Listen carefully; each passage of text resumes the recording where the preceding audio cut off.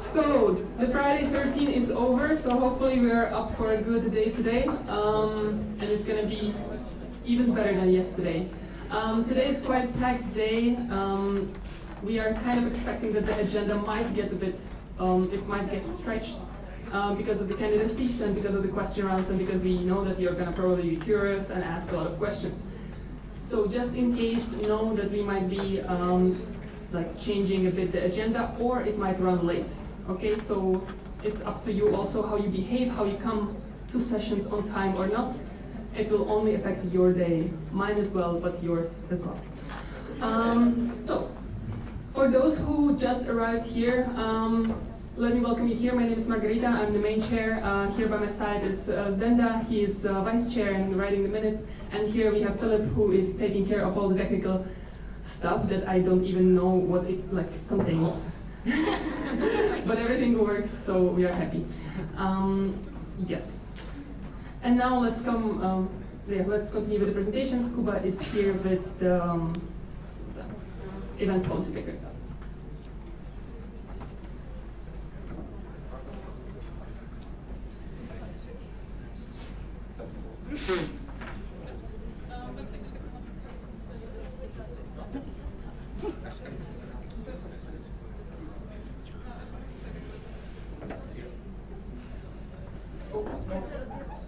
Okay. Oh, sorry. Hello. Not used to having the mic this far away from my mouth.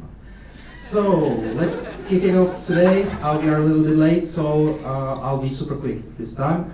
So the first presentation today from me is the proposal for events policy paper of ESNCZ, which is kind of revision after the first version was released a year ago. So why are we trying to change it right now? Just as I said, it's the first year after the implementation of the first version. The year was kind of unaffected, more or less, by the coronavirus pandemic, so we have had several events already. So it's the chance to revise it and to perhaps edit it accordingly so it follows the reality of our events a bit more.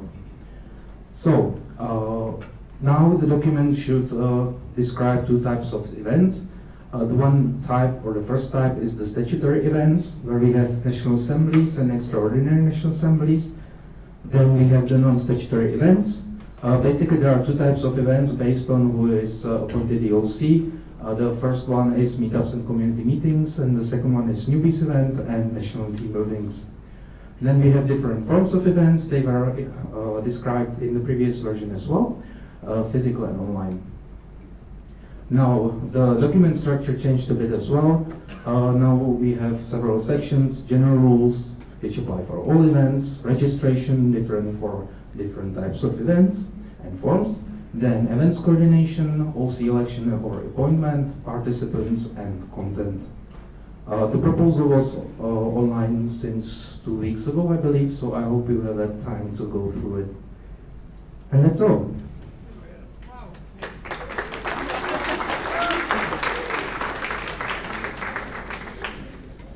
Thank you, Kuba, for your presentation. Wow.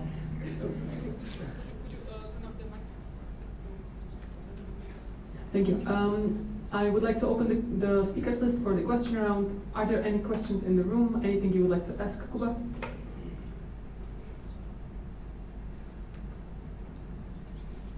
Great.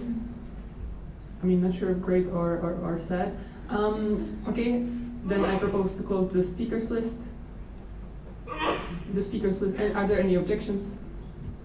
The speakers list is now closed. Thank you very much. Thank you, Kuba. Yeah, thank you. I guess we are back on time, right?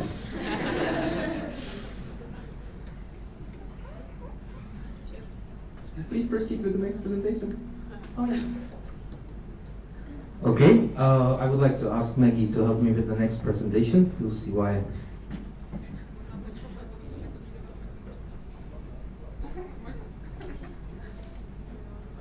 So, another topic we will be voting about today is the sharing team reinforcement, more specifically the proposal to incorporate sharing team into the national supporter structure. So a little bit of introduction and history. Yes, I've been here for quite a while in the network since 2013 actually, and I was an hour of two national boards, of one of 2017, and then as we flipped the mandate of the 2017 to 2018. Already during my mandate there was kind of a like, hey, let's do something with the sharing team, but we need to change it because we still are like doing the same thing all over again and still we don't have people for it. Yeah, and I'm the vice president now, and I still propose to change the sharing team a little bit. Yeah. So this is the agenda from MNE Olomouc. It's small national platform of Olomouc 2017. And the one in yellow, the little thingy there, it says the best practices of other countries on international level, and if we can take anything from that, yes. And I presented it with my predecessor, Andy Bitmirova, and we were like, hey, let's like change it, right?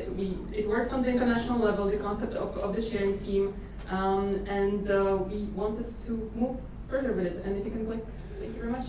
And we were thinking of how we can make it more effective, our work, you know, so we would not need to continuously do the same thing again and again, opening the calls for sharing team, etc.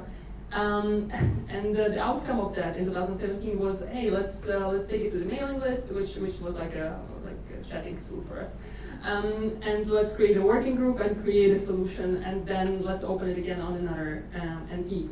So this is kind of the outcome, and 5 years later. So the proposal. Basically, the proposal is that the sharing team becomes the part of the national supporter structure. It would be an appointed position for a mandate of approximately 6 months, which is slightly different from the rest of the national supporters positions. There would be, of course, given more responsibility to the sharing team to balance the fact that it would be promoted into the national supporter structure. Probably it would be about the administration stuff regarding the National Assembly, aka you, and also the preparation of the National Assemblies, aka the events. And hopefully, well, we hope that this change would make the sharing team a little bit more sustainable than now. Well, what would be the influence on the preparation of the National Assembly? At least for the, how we call, large or big National Assemblies, which means the elective one, and then the one in the November, or yeah, in the November, the sharing team would have already had, oh, that's strange, at least previous experience with facilitating the small, so-called small. The open calls would be, there would be less of them because we would need only 2 open calls per academic year, per one mandate of the national board, and that would create less issues with finding volunteers. We would need less volunteers for a sharing team, which might be not a very positive change, but we can work on that with like finding ways how to involve others as well, apart from being in the sharing team. And yeah, it would be less administration for the national board because chairing team would be given some responsibilities which would ease off from each individual national board member.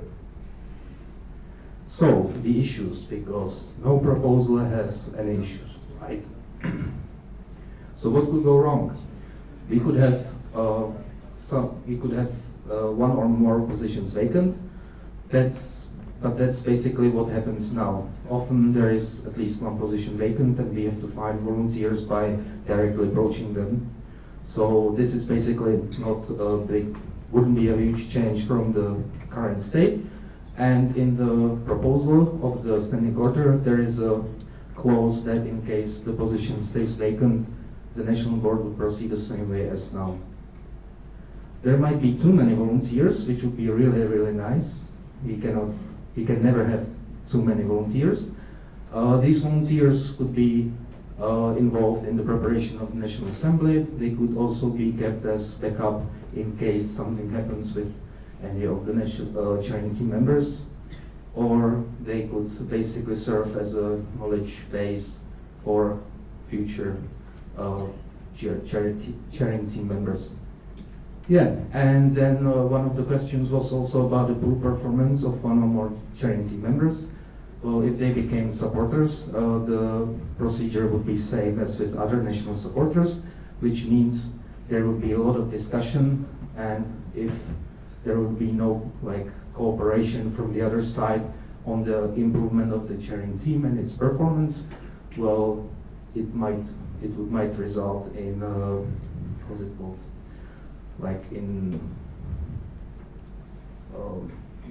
Abolition of the, no, that sounds awful. Well, the member might have been replaced, but that would be like the very last resort. So yeah, basically that's what I already said. So it's okay. So why should we approve the proposal now if no changes were done in 2017? Well, because this concept already works for several years on the international level. It's called General Assembly Chairing Team, and you can see the similarities between the two bodies. Basically, it's all about chairing, of course. That's why it's chairing team. Then some kind of monitoring of requirements. In case of GACT, it would be NOs.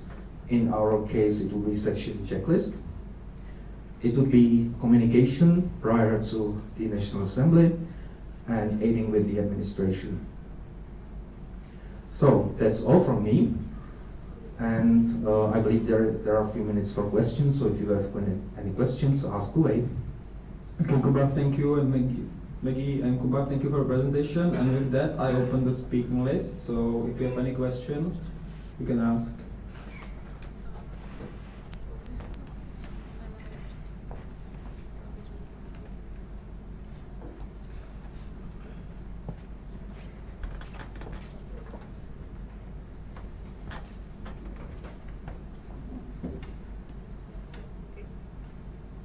Hi.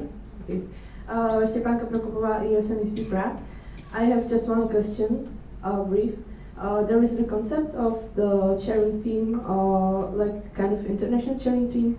Would it be possible for them to join, for example, some big NA? This is the concept of the people who are arriving from the different country to do just the chairing team position. With what we will be voting about, would it be possible to also have sometimes this chairing team if some OC would love to have this? Thank you. Okay, thank you for the question. I must say that I have not considered this because the last international chairing team was back in 2020, I think, during an online NA. But, well, in that case, I would be worried that it would be much less possible because, on the other hand, I would not want to force the chairing team not to chair, because that's probably why most people would apply for to have the experience of facilitating the meeting. But of course, in case there would be one or more positions vacant, or if something well, no, that would be probably too late. But if there was a vacant position, I would be happy to approach international members as well. Okay, so there is another one. So if you can hand over the. Hello, Tata, alumni coordinator in SNCZ. Could you elaborate a little bit more on the national board's responsibilities that the chairing team would potentially take over? Yeah, basically it's one responsibility which I have on my mind right now, and that's the section checklist, because the section checklist, well, it's like it should be the main responsibility of the vice president. The tasks are divided into separate NP positions based on like whose agenda is it closest to. So basically the chairing team could be like more napping, you know, hey, it's still not fulfilled, so we could, yeah. And then they could contact the NP to check it out, or they could take over all of those tasks altogether and they would just check them, because it's, for example, checking that the website of that section is up to date. That's something that communication manager doesn't have to do personally. It can be basically anyone with enough knowledge of like what's going on. So, yeah. Thank you. Now, I have another one. I don't know if there is someone else on the speakers list. I didn't see anyone. Okay, so there was another one. Sorry. But you have a reaction on that? On follow-up? I have Okay. another question. So yeah, you can proceed to the next people, to the next person. Hi, Veronika Rajová, ESNUP Olomouc. So, like, as is going to be like supporter position, and like they will they will have like more responsibilities, bigger agenda. Doesn't mean that they will have to have calls with the OCs before the NAs too. Like, national board has to discuss all the details, or is it going to be staying just between national board and the OC? And if they are going to get some more agenda, like, yes, as you said, from the vice president, right? Because like you're also, as a vice president, collecting presentations and this kind of stuff, so if this also like comes to the responsibility of the chairing team. Okay. Regarding the communication with the OC, of course, it would be, the chairing team would be involved with the communication with between the national board and the OC. And it would be best if they joined the calls. I think that should not be a huge issue. Regarding the involvement in the preparation of the NA, it would be mostly the administrative part that's done by the national board right now. So it would be the collecting of the presentations, for example, is the responsibility of the chairing team even now, so that would stay the same. But for example, more involvement in the preparation of the agenda, because the national board, of course, proposes some topics, most of them sadly, and other members can propose topics as well. Then the chairing team could prepare a draft, and the national board would just revise it instead of like preparing the whole agenda from the beginning. Yeah, but there can be more.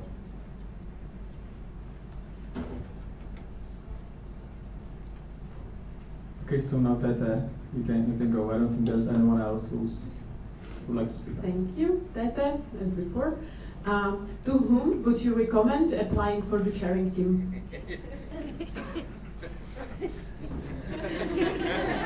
What? Can I say to former national board members? No, that was a joke.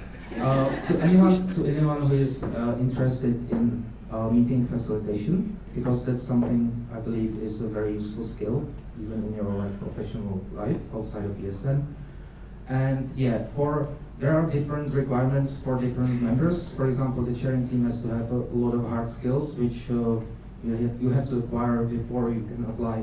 Otherwise, it would be very hard for anyone involved in the preparation of the National Assembly. But for example, for vice chair and for the main chair, there are mostly soft skills and experience as a requirement.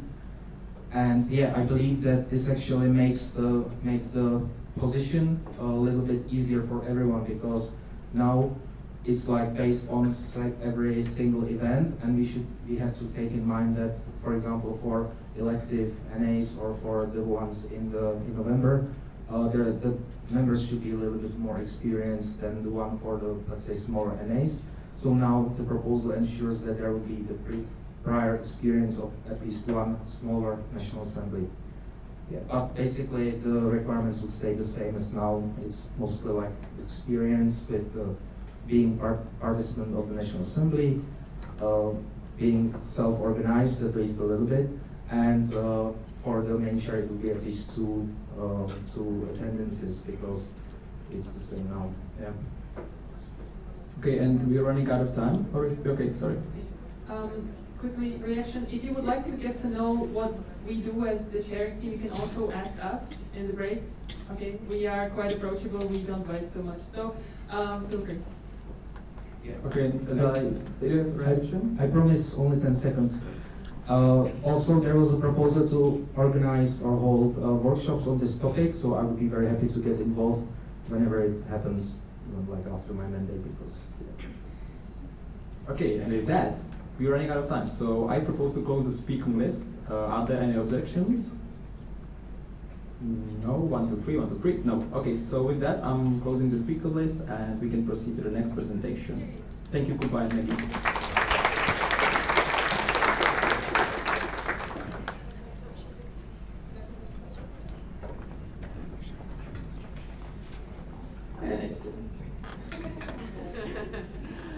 Alrighty, we are coming to the, let's say, okay, there is a procedural. Could you roll down the whiteboard? Okay, the OCD hit up. Thank you very much.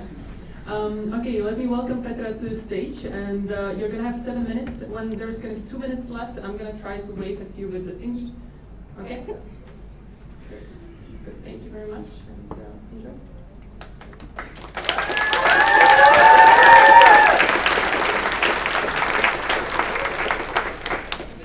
Hello, everybody. My name is Petra, and I would like to. Can I have a key? Yeah. I would like to present my candidacy for the president of ESN-CZ. Firstly, I would like to start with some basics about me and my ESN journey. For those of you who maybe don't know me so well, I have joined the ESN in 2018.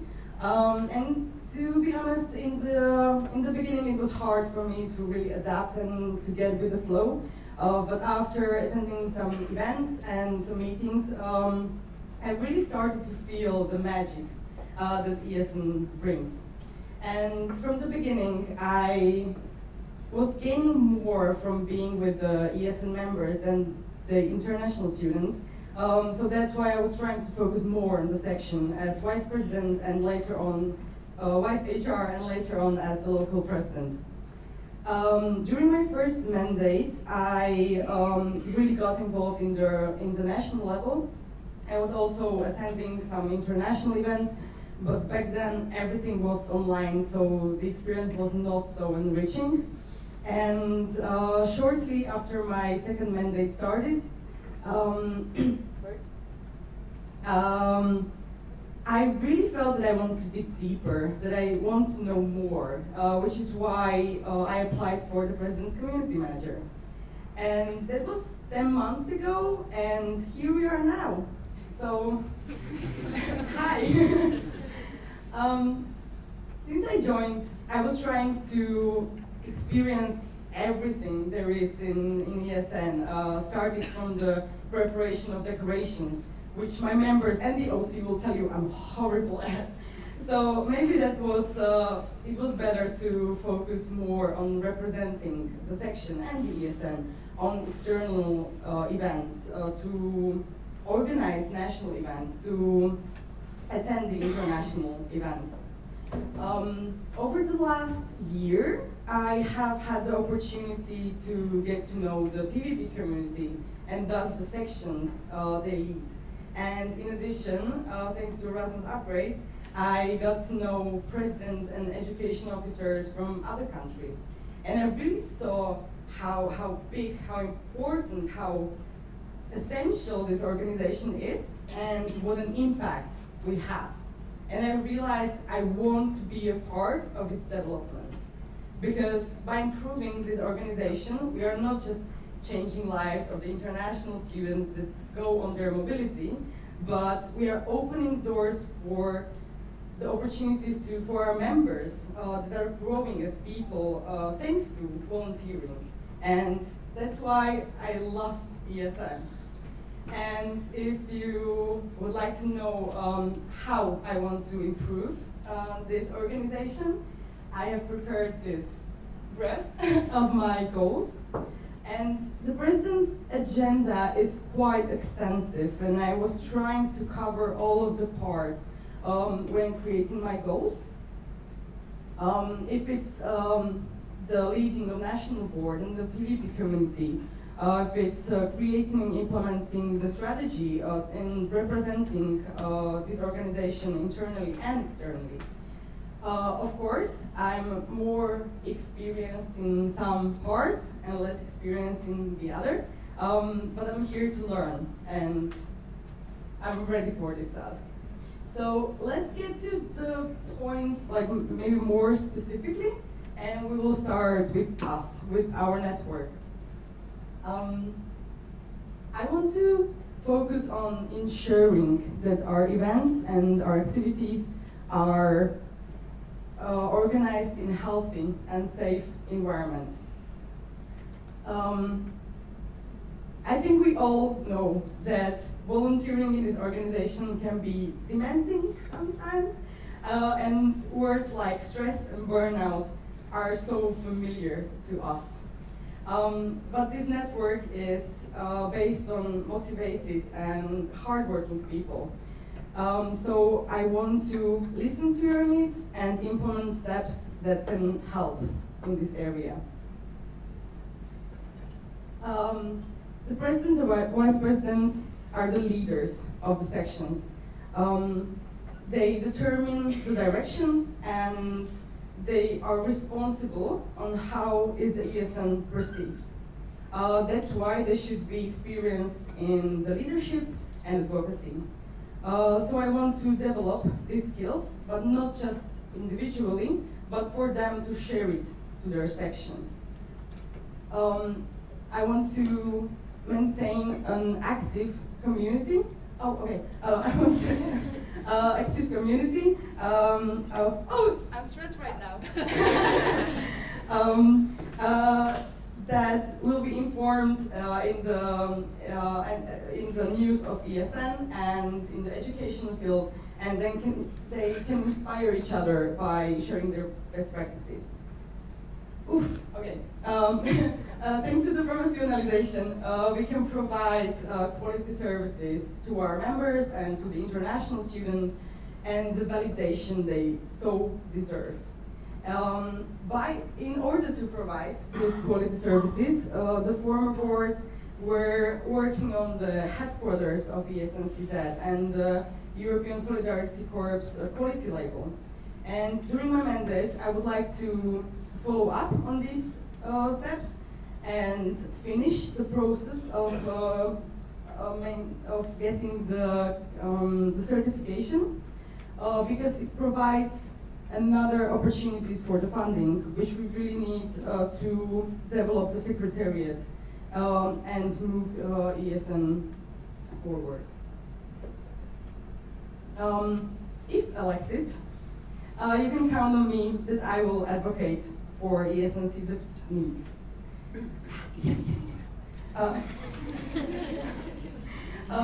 I will attend the statutory meetings and all the relevant events that can help my position and the network and represent our needs. Also, I want to maintain the strong partnerships we have with the international, with the institutional partners, which help us immensely. And I want to explore new ways how we can cooperate. Last but not least, I'm so ready and excited to work with my future national board.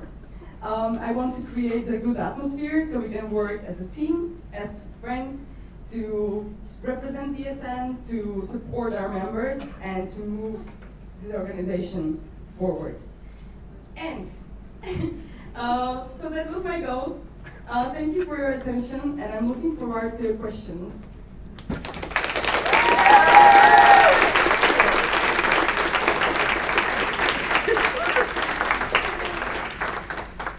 Thank you very much, Petra. It's my pleasure to open the speakers list for Petra. Yes, we have Stepanka.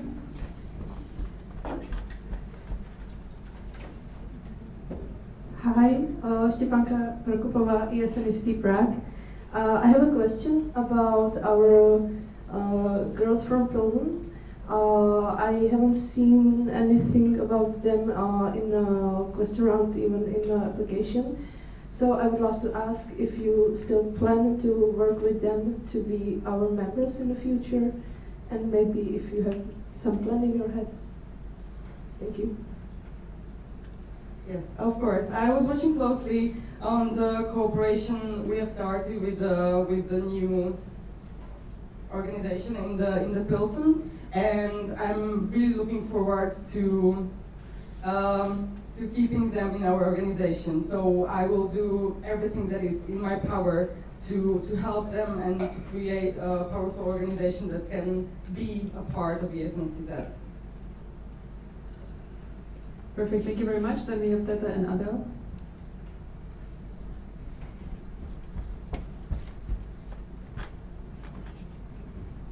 Teta, I'm the coordinator. Thank you for your application. That's lovely. And my question would be, if you imagine that your mandate is over, what would be the one thing that would make you proud that you made it? As I said in my presentation, I think the strategy plan is like the top priority for me. So if we will create in 1 year the strategy plan that the network can be proud of, I will be proud of it. Thank you. Adele? Adele, ESNCZ. Ete, thank you very much for your presentation. I would like to ask you, how do you envision your cooperation with the future international board? International board. Asking for a friend. I'm not sure, but I think I know some people from there, so I think the cooperation could be good. We can like grab a coffee and talk about it. You have a second question, I suppose? Yes. Then Adele, once more. Adele, ESNCZ.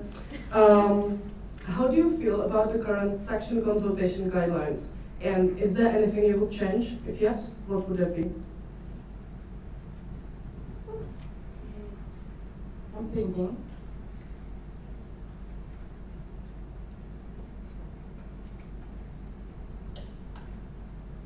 I'm not really, I don't have anything in mind about changing them. I think that even having the section consultation is really important, so the sections know what to do and how to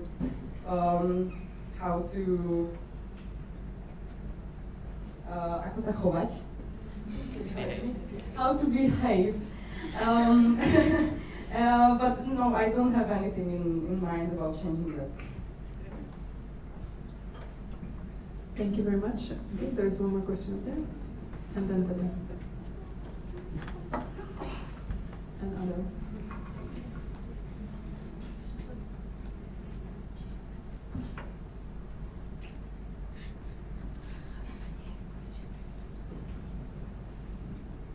Hello, my name is Pavel Kříž and I'm from ICC2 in Prague. And what I want to ask about is the NAs.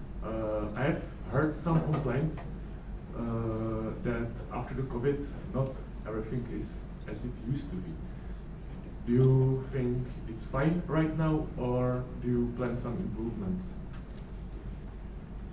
I'm not really sure what is the problem, but I think it's good that we are changing and then we are adapting after the COVID. And I think the NAs are really important to our organization, and that the reason that we can meet here and be together, like not every country has this opportunity. Regarding the program and the agenda, I think it's really effective. Like you really need to know the information and you need to know the people you're working with. So I'm not sure like what is the problem that you heard about. But I think the NAs are really important and we should continue with them. A very similar question was asked during the question round online. Please check the line 19 if needed more information. Thank you, Natalia.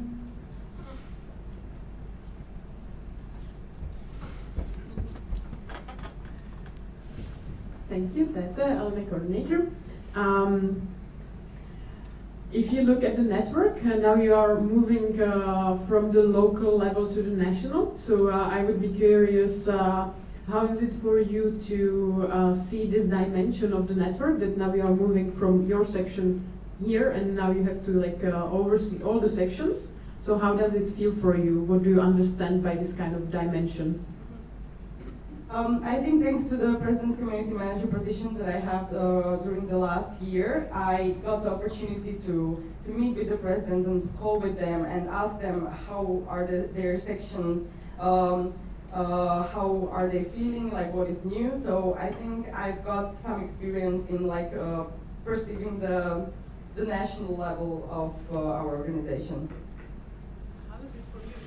How is it for me? I'm so glad, and I was always saying that the PvP calls and the community calls are so important, because you just see that on the local level you have these problems, but when you see so many other people have it, and so you're not weird or something, and it's really nice to get inspired by their solutions and how are they dealing with it. Thank you very much. There was one more question. We have Adele, Michael on the speakers list. I would like to propose to close the speakers list. Are there any objections? Perfect. We continue. Now Adele and then Michael. Thank you. Adele, yes, on CZ. I would like to ask you about a very simple definition. How would you define the words advocacy and policy making to a local volunteers? Because that's something that we use a lot in ESN. That's something that's 70% of the national president's agenda. So how would you explain that to a local volunteer? Okay, so the advocacy means that we have to talk about what we do here and to present it to the members, so they know why we are sitting here, why we are doing the things that we are doing. And the policy making is really important for us to move forward, to develop, and to be better every day. Thank you. Then we have Misha. Mishka, thank you, Petya, for your presentation. I would like to ask you about the audit committee. It's a very important body in ESNCZ, and even though they're not so visible, they are still important. And my question is, how would you approach the situation of not having a complete audit committee? Thank you. Well, that's the situation right now, and I know that it's not ideal.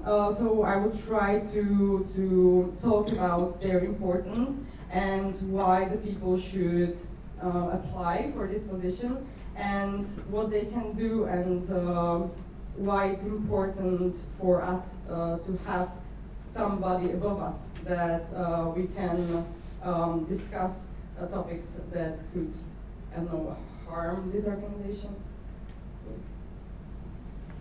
Thank you very much. Are there any other questions? I propose to close the speakers list. Are there any objections? The speakers list is closed. Thank you very much, Petra. Thank you.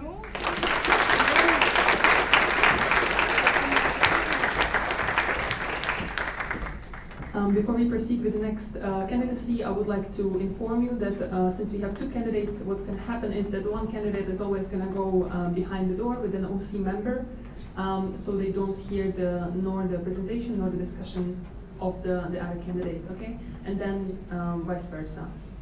All right, so this is how it's going to go for you to know.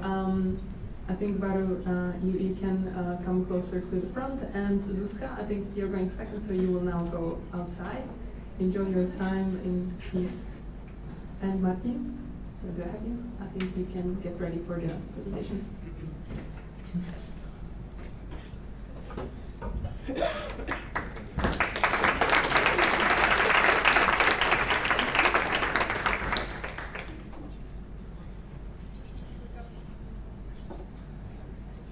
When it's going to be 2 minutes, I'm going to wait with you. When it's going to be 30 seconds, I will do, and then when it's going to be over, I'm going to, and then.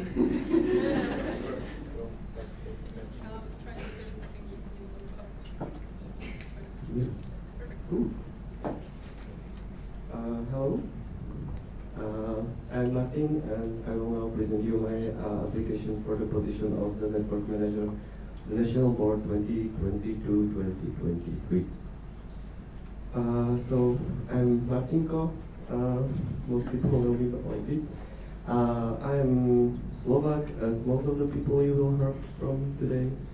I'm 23, still somehow. I'm ESNer, Hope plus academic, PhD student in transportation, so I like trains. Passionate about trains. I'm introvert, but I'm not shy, which is kind of unusual.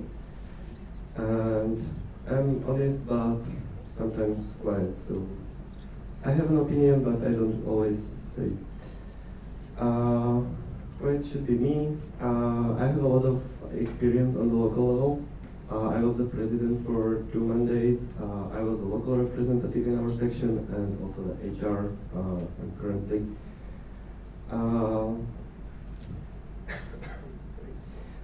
I was also active and to some extent still am on the national level. I was a national supporter as ESN Challenge Coordinator and COSIS Coordinator. Awesome experience, 10 out of 10. I recommend.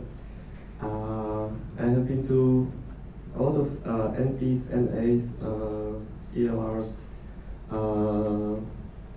Yeah, I think it's getting close to 20 now, so maybe even more. I was on online AGM and the first physical EGM. I attended CEP and the online CEP. I have a quite individual approach developed to the people, to the sections, to the organizations, so I think that's useful. I have team leading skills and organizational management I have acquired during my mandates. Specific goals, my goals are based on the strategy of ESN-CZ, which I'm glad that with the when I saw the other candidacies, they are also based on the strategic plan. So I think we have the same vision and goals. So the international students is the core of our organization. It's why we are here and why we joined ESN and why we are awesome in ESN. So I would like to be in touch with the sections, know what they are up to, how they do just the most basic tasks, because even there you can find really huge differences. I would like to be aware of the needs of the international students, which then reflect to the needs of ESNers, which then can be reflected in the bringing the needed and desired content to the NAs and other national events, so we can deliver the best service. I would like to make the members aware of the causes of ESN, because I think it's really important for everybody to know, because it's the core of ESN, and so that the members will also know how to use the causes to function better. I'd like to also get our members registered more events at activities.esn.org, because we talk a lot about sharing experience, but we're not really that great at it yet. Members of ESN-CZ, I would like to offer personal growth opportunities during the NAs and training events, bring quality and diverse content to the training events, NAs, and also other events. Not about the content, it's about having them in the first place. So some team building events and national Erasmus Games, lovely event. I'd like to develop the national pool of trainers, inspire them more to have some new faces facilitating the workshops and sessions. And very specific goal, I think ESN-CZ has a lot to share, so I would like to there to be at least 3 facilitators at EGM 2022. I would like to have the overview of the network, so map the weaknesses and strengths of the sections. I and connect the sections between themselves to connect the help needed with the help offered if the section is willing to help some section which might be struggling with something. Also, I would like to be in close touch with the sections under my section care and develop the sections under the LEAD initiative, and you see the LEAD there also in the picture. I think NB shapes the network according to their vision, but should be also open to shape its vision or their vision as NB members to the needs of local sections and international students, because we have to adapt sometimes and things are changing. And what a presentation would it be without a meme? That's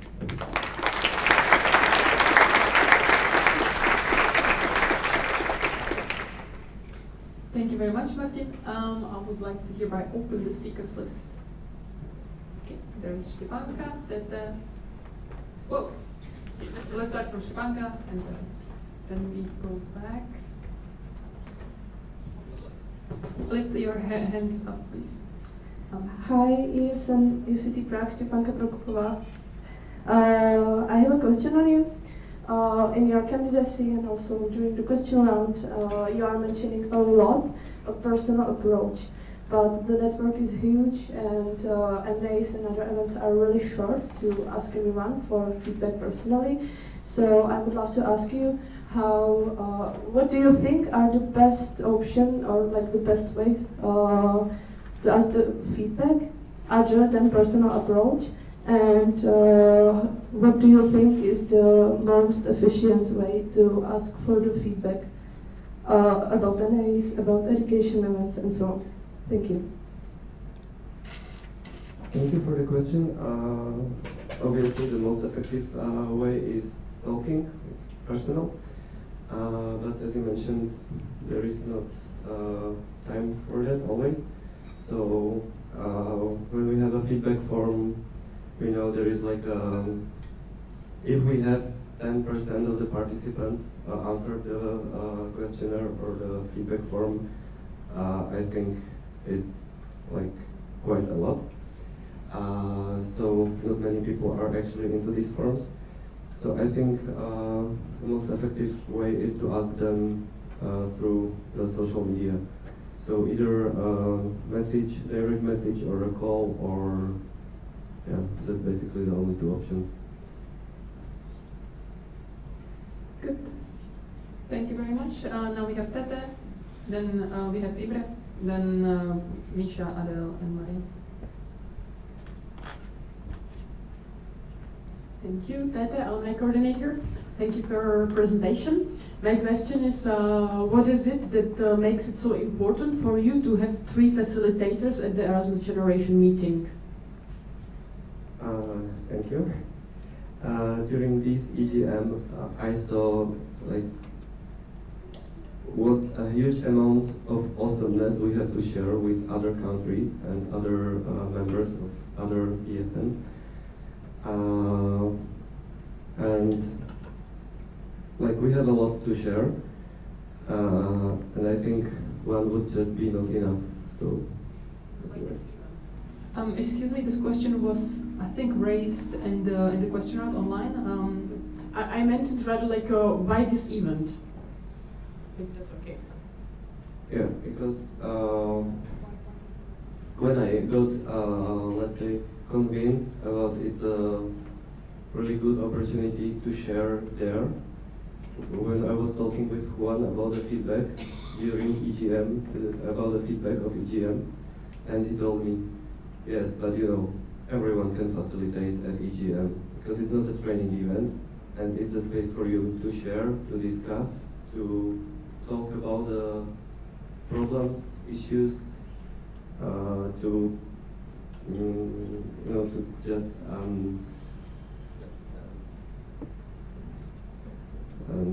to say what you are good at, to share it, and so that's when something in my head was just like, and then, okay, and why we are not doing this, because we are quite awesome in ESNCZ, so we should be less afraid. Okay, thank you very much. We have Ingrid. Sorry if I'm saying your name wrong. Emre Pars, ESN UCT Prague. You were mentioning focusing on the needs of international students, and seems like it's covering part of your agenda. Can you give us a few examples? What do you think those can be? Yeah, the needs are sometimes not something that we don't even realize. So I would say that the students need some, let's say, fruitful events during their stay to have a huge impact on their life. So, to be somehow active, to experience some volunteering. These are the needs that they don't even might not know that they have. But once we are here to, let's say, show them that volunteering is awesome, they will maybe get more into it and will be more active eventually. But also, like, if there is something that a section is unable to organize on their own, but have some input from the international students, that something would be awesome. I don't know if I can mention something specific, let's say a sports tournament, and some section doesn't have facilities for that, so to help them somehow, bring this event. Excuse me, we have many more questions, so if you can stick to be more concise with answering. I would like to ask that it's going to be 15 seconds for the question and 45 seconds for the answer, so just for you to know. Okay, then we have Misha, Adele, Maria, Veronika, Stepanka, and I'm adding Lucy.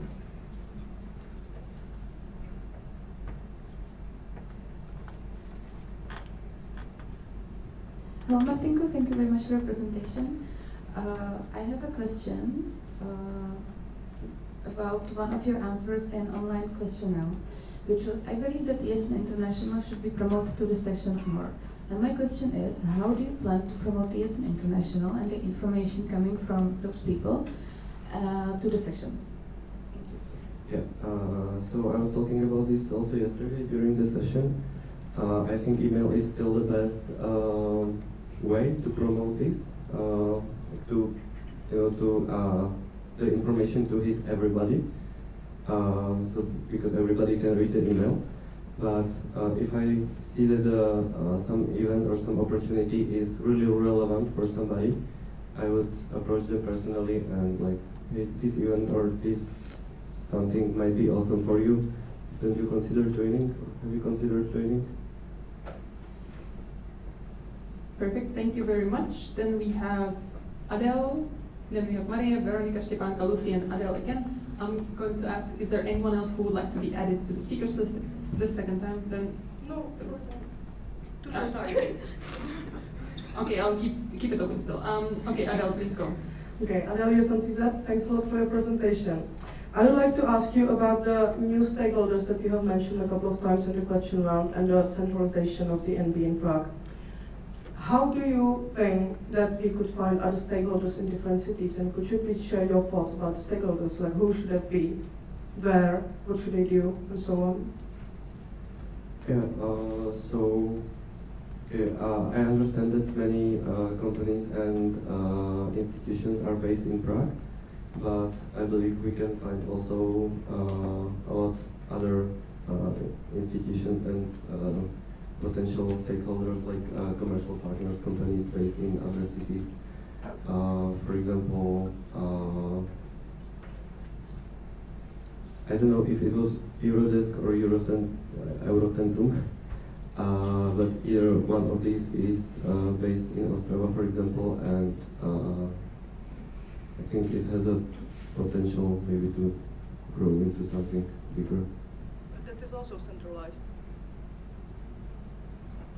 Well, yes, but we can have more partners in the different parts of the Republic.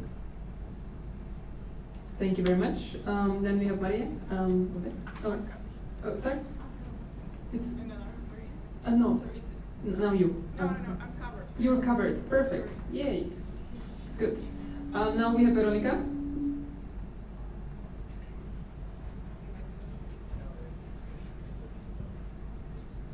Veronika Rejová, ESNUP Olomouc. Thank you, Martinko, for your presentation. Like one in your specific goals, you mentioned focus on causes because they are core part of ESN.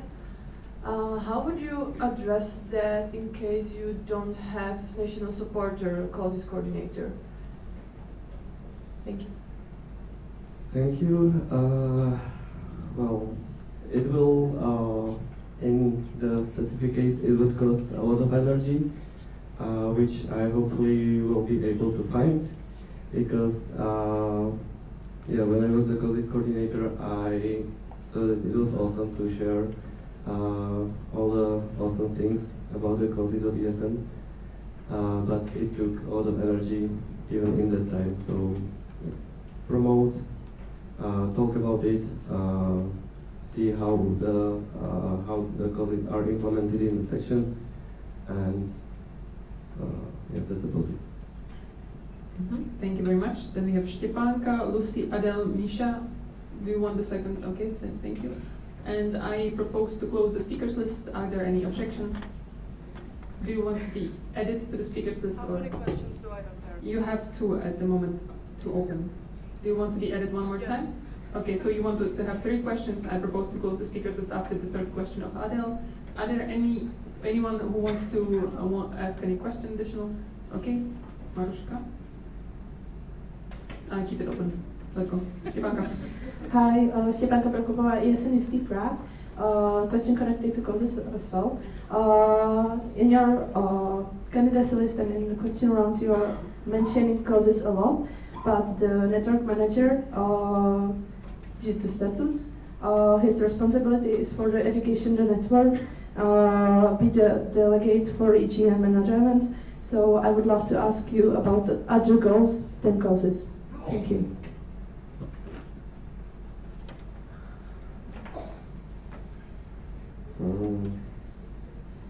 I don't know if I get your question totally right, but like I think everything that we do should somehow follow the causes of ESN.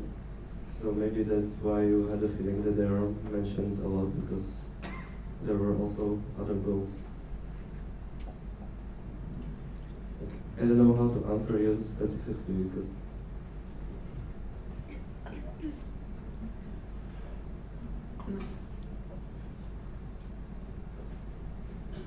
Let's keep going, because I'm not sure how if it was asked or if it should be rephrased or not. If it's not going to be answered within the next questions, then you ask one more time. Lucy, please continue. Hi Martin, Lucy ESN. Thank you for your candidacy. You mentioned that you want to bring quality and diverse content to our events. As you know, now that is done through the training needs form. However, we usually get similar answers, and also we don't get enough answers. Would you maybe choose a different tool, or how would you like to solve this? Thank you. Thank you for the question. Also, once again, as I talk about it somehow personally. Also see what the sections might need. Also, like when I was mentioning the international students, that they don't even need that they need it. So also like based on the overview of the sections and the network generally, so to bring also something, let's say from our decision, or like that what would the NB think that would be useful for the network, but also still have the form. Okay, thank you very much. Then we have Adele, Misha, Adele, Maruška. I propose to close the speakers list. Are there any objections? The speakers list is closed. Adele. Okay, Adele ESN. I have a very traditional question when it comes to having 2 candidates for one position, and that is basically two questions but one. Why do you think you would be a better network manager than Zuzka? And what is the better quality of Zuzka as the potential network manager? Okay. Well, I can't really tell who of us is better because I see both of us as quite powerful candidates. When I got the question, why me? My preferred and totally honest answer would be, I'm offering you my candidacy, my goals, my vision, and it's up to you if you think it's better than the other candidate or not. I think Zuzka is really energetic, and I think you will know it in a few minutes if you don't know already. So I think she can bring this energy also to the members, to the events, and yeah, just it is fun with her. Thank you very much. Then we have Misha, Adel, Maruška. Mishka, ESNCZ. Causes again. I would like to ask you what cause of ESN, in your opinion, is the least implemented our events and activities, and how would you boost it? Well, specifically into our events, I would maybe say it's always hard to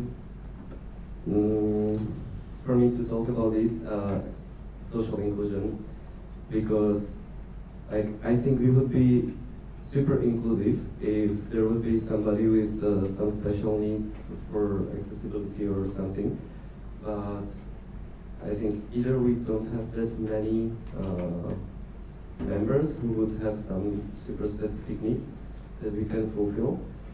I think if we would manage to have them fulfilled for them. This from one point, but it's always like hard to balance it. And then also like for now in this state, under everything, health and well-being. Oh, great. How can you just take up the... Yeah, I would like to implement the responsible party more into the events. Okay, thank you. Adel, Maruška. And please stay concise with the questions and answers. Thank you very much. Adel, ESNCZ. How would you describe social impact in ESN? Well, can I take it globally and dream big? What it is, what it means for local volunteers. Yeah, so ESN is a huge organization throughout Europe and not only. So there are hundreds of thousands of international students, and for most of them, I'd say 98%, mobility is such a life-changing experience that after the exchange they become more active, more engaged into the local policies, active citizenship. They advocate more for mobilities, and it's few 100,000 people per year, and I think without ESN that impact wouldn't be so great. So activating a lot of young people. Thank you. Second question from Adel. Adel, ESNCZ. My last question. About the National Pool of Trainers, which is already created, actually Tata created it this year. You mentioned the educate participants from this year, however, that's not the Pool of Trainers. How would you like to develop it? What do you think about the current state?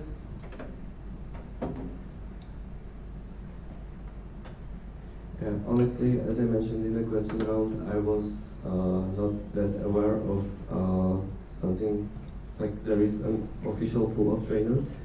And let's say if I would need a trainer, I know who to reach out to.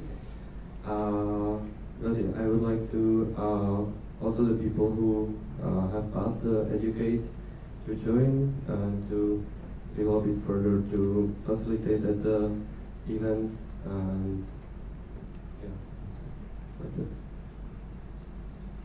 Thank you, and now we have Mariska. And that's it. Hi, Maria Sukopova, ESNCZ. I was kind of surprised, Martin, not to see that many remarks in your candidacy about the event, organized mainly like with the network's managers team of supporters, let's say. So I would like to know your input on the national event for the Erasmus students, which I know you have been fond of for quite some years, and your input on the training and team building events for ESNers and also for the International Erasmus Games. Thank you. If you would like to elaborate on that during your mandate. Yeah, so I will start with the EAG or NEG, the International Erasmus Games. If something as happened this year would be to happen also for the next edition of EAG. By the way, it's taking place right now in Coimbra. So I would I'd like to keep the sufficient time to find the national OC for the National Erasmus Games, because it's really awesome event.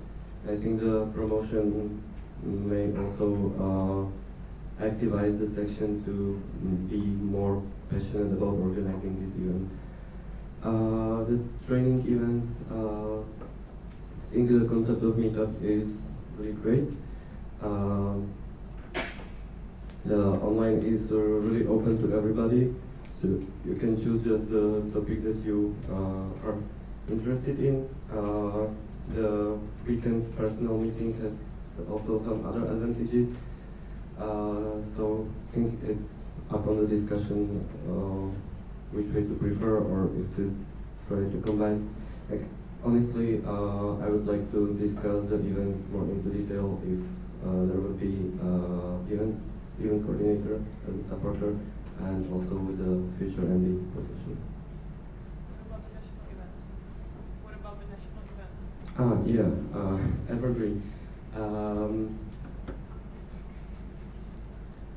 Honestly, it would be awesome, but there are few concepts already, and we were like not really knowing which to stick to. Please be concise with the answer. Thank you. Okay, let's say the Yes Trip like event would be possible to organize, but is there any added value? You know, like that's a question to discuss in the future. So I think it would be possible to make something like even just to either Erasmus students in Prague, let's say, and make a big party for them, or have an event with the added value, which I think would be a better option. I don't think honestly it will happen next year. Thank you very much for the answer, and thank you for your presentation.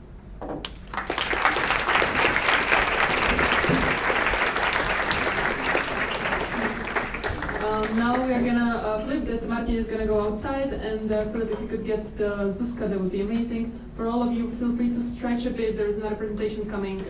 It can be a bit tiring, so just like wake up your brain a bit more. You can also stand up if you want, just kind of like just to make your blood circulate a bit. It will also help your brain eventually. Okay, good. And after the presentation and the question round, we're gonna have the break. So now just kind of like stretch, and you can go from the other side. I wonder where Philip went. Did he go chasing you from another door? I'm gonna get Philip real quick because I want to make sure that he's here.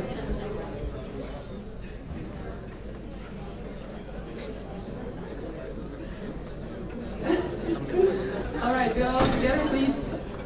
Let's get ready. Okay, Zuzka, you'll have 7 minutes. Once the 5 minutes are going to be gone, I'm going to do this. Then once you have 30 seconds left, I'm going to be like, or something like this. Okay. And when it's over, I'm gonna be like, yeah. Alrighty, enjoy. The stage is yours.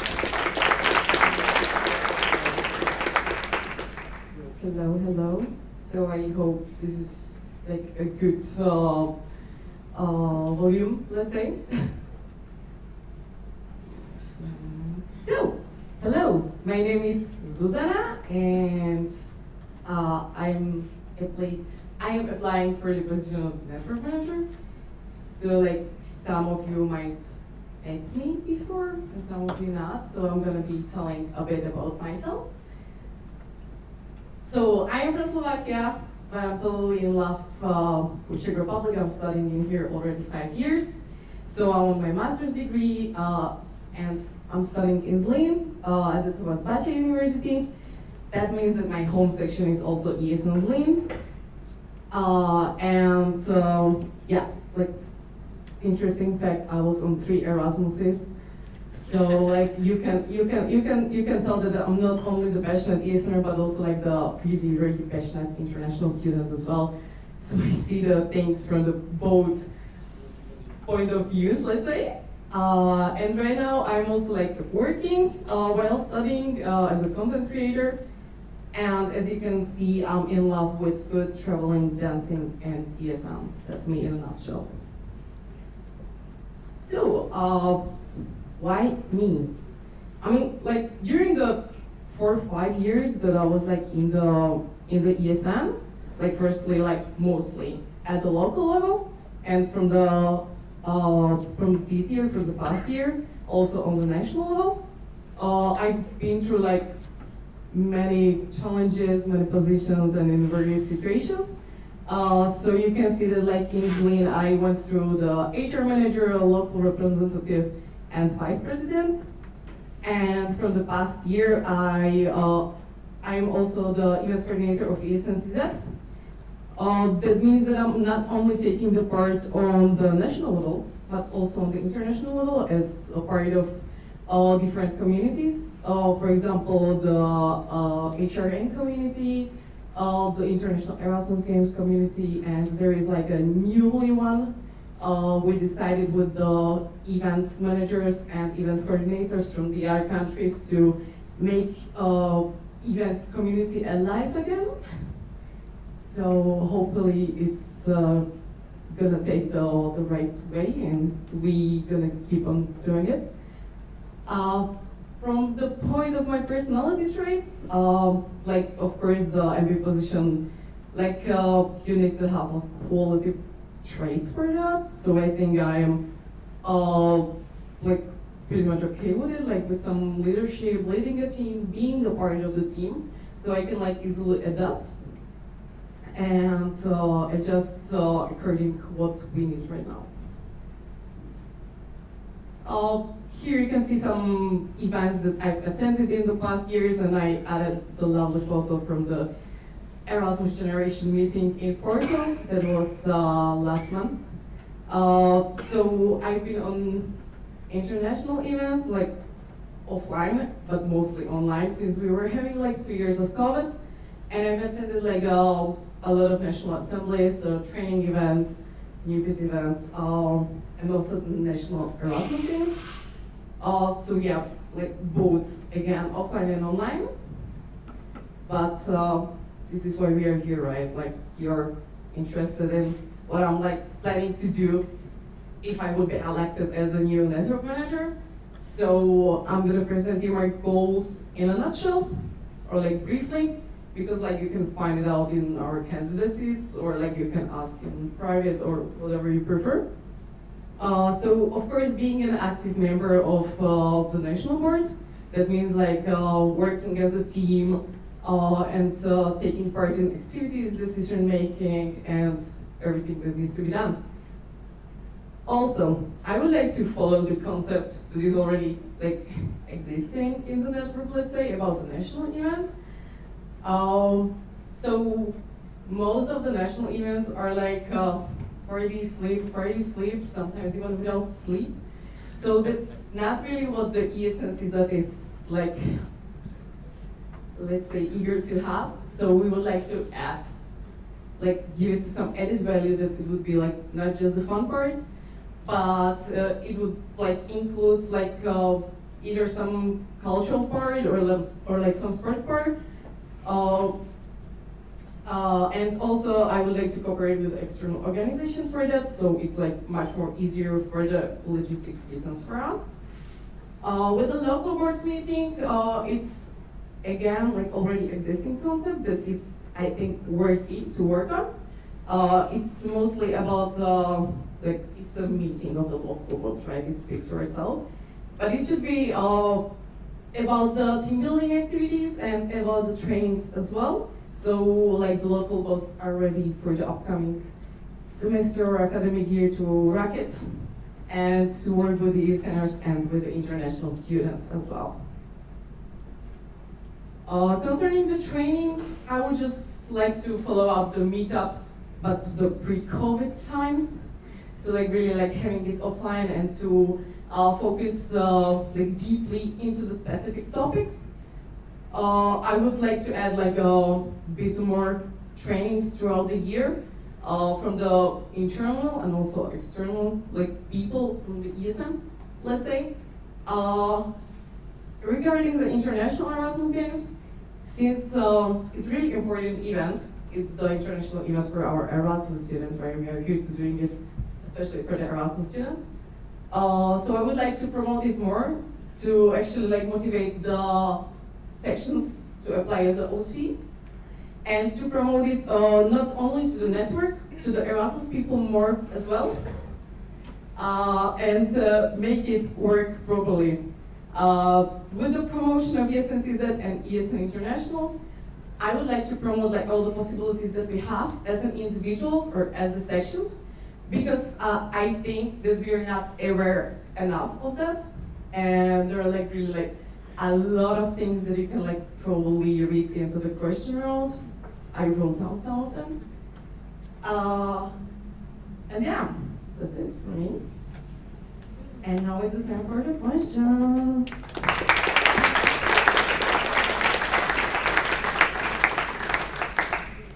Hold your horses, people. I'm flipping the papers. Yes. I would like to open the speakers list, and then we have Stepan, Kamishka, then we have Adel. Hold on. Any more questions? Oh, yes, of course. Huh? Risha and Indra. Any more at the moment? Perfect. Yes, please, Stepanka, go. Hi, Stepanka SNST Prague. I have a question which I mentioned yesterday, but I believe it should also be here mentioned, and it is about activities.org, because I think it is a really cool tool, but it is not properly used. So I am asking you if you think it is really cool tool for you, and how would you like to promote it, or if you have something in your mind. Yeah, thank you. As I'm stating in the presentation candidacy, I would like to like promote ESNCZ events like more. So that might include the activities as well. And yeah, yesterday I told you that I see it as a good idea to start to use it. So actually like the other ESNers can see what events are we having. So probably I would just like start to promote it, so like they can see also like the other events of the other NOs. But especially like I would make it work like on the national level first of all, so like the sections can see that we are using it, and we're not gonna be forcing them to use it like if we are not using it. So I would like go by example and start to use it first at the national level. Thank you very much. Then we have Adel. Adel, ESNCZ. Zuzi, thanks a lot for your presentation. I have very similar questions to the ones I asked Martin, okay? But this one is different. You know, in 2018 we implemented the courses of ESN, however before we used to have the projects like exchange ability, social Erasmus and so on. And now the international level is thinking about bringing the projects back. How do you feel about this? Like having courses and projects at the same time. That's the new idea. How do you feel about this, and how would you promote it, and how would you explain it to the local members? Okay, so I think that like probably maybe some of the sanctions in the ESNCZ or like maybe even outside like they're even like not even yet into the causes. So I think we should still like work a bit more about like at the causes and then like at the project, because like we cannot master one thing without another. That's my point of view. Thank you. Now we have Mishka, Risha, Imre, Tete, Adele, second question, and any more at the moment? Okay, Mishka? Mishka, ESNCZ. I have the same question for Martin that I asked. What causes of ESN, in your opinion, is the least implemented our national events and activities, and how would you boost it? Yeah, okay, the first thing that right now came to my mind is like, okay, we are good like with bringing our cups and cutlery, but like we're still using like a lot of plastic plates. So that was like instantly the first thing that came to my mind. I mean, like we're getting better, but yeah, I mean like there would be much more, but this was the first thing that came to my mind. I mean, like I think that like in every part there is like a space to improve. So always.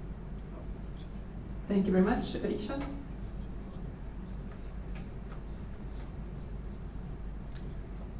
One, two, three. Risha Mazur, ESNCU Prague. Thank you for your candidacy and your presentation. My question is, you mentioned that you would like to use external organizations in when organizing a national event. And my question is, it's an amazing idea, I like it a lot, and my question is if you have any specific area in like, what could they possibly do to help us? Yeah. Like as I mentioned, especially like with the logistics, I mean like you can read more, it was like mentioned in the question round, so you can read more in that, so I'm gonna just say it briefly. Yeah, no, don't. I will go to the question. Perfect. Thank you very much, Iska, as well. Imre?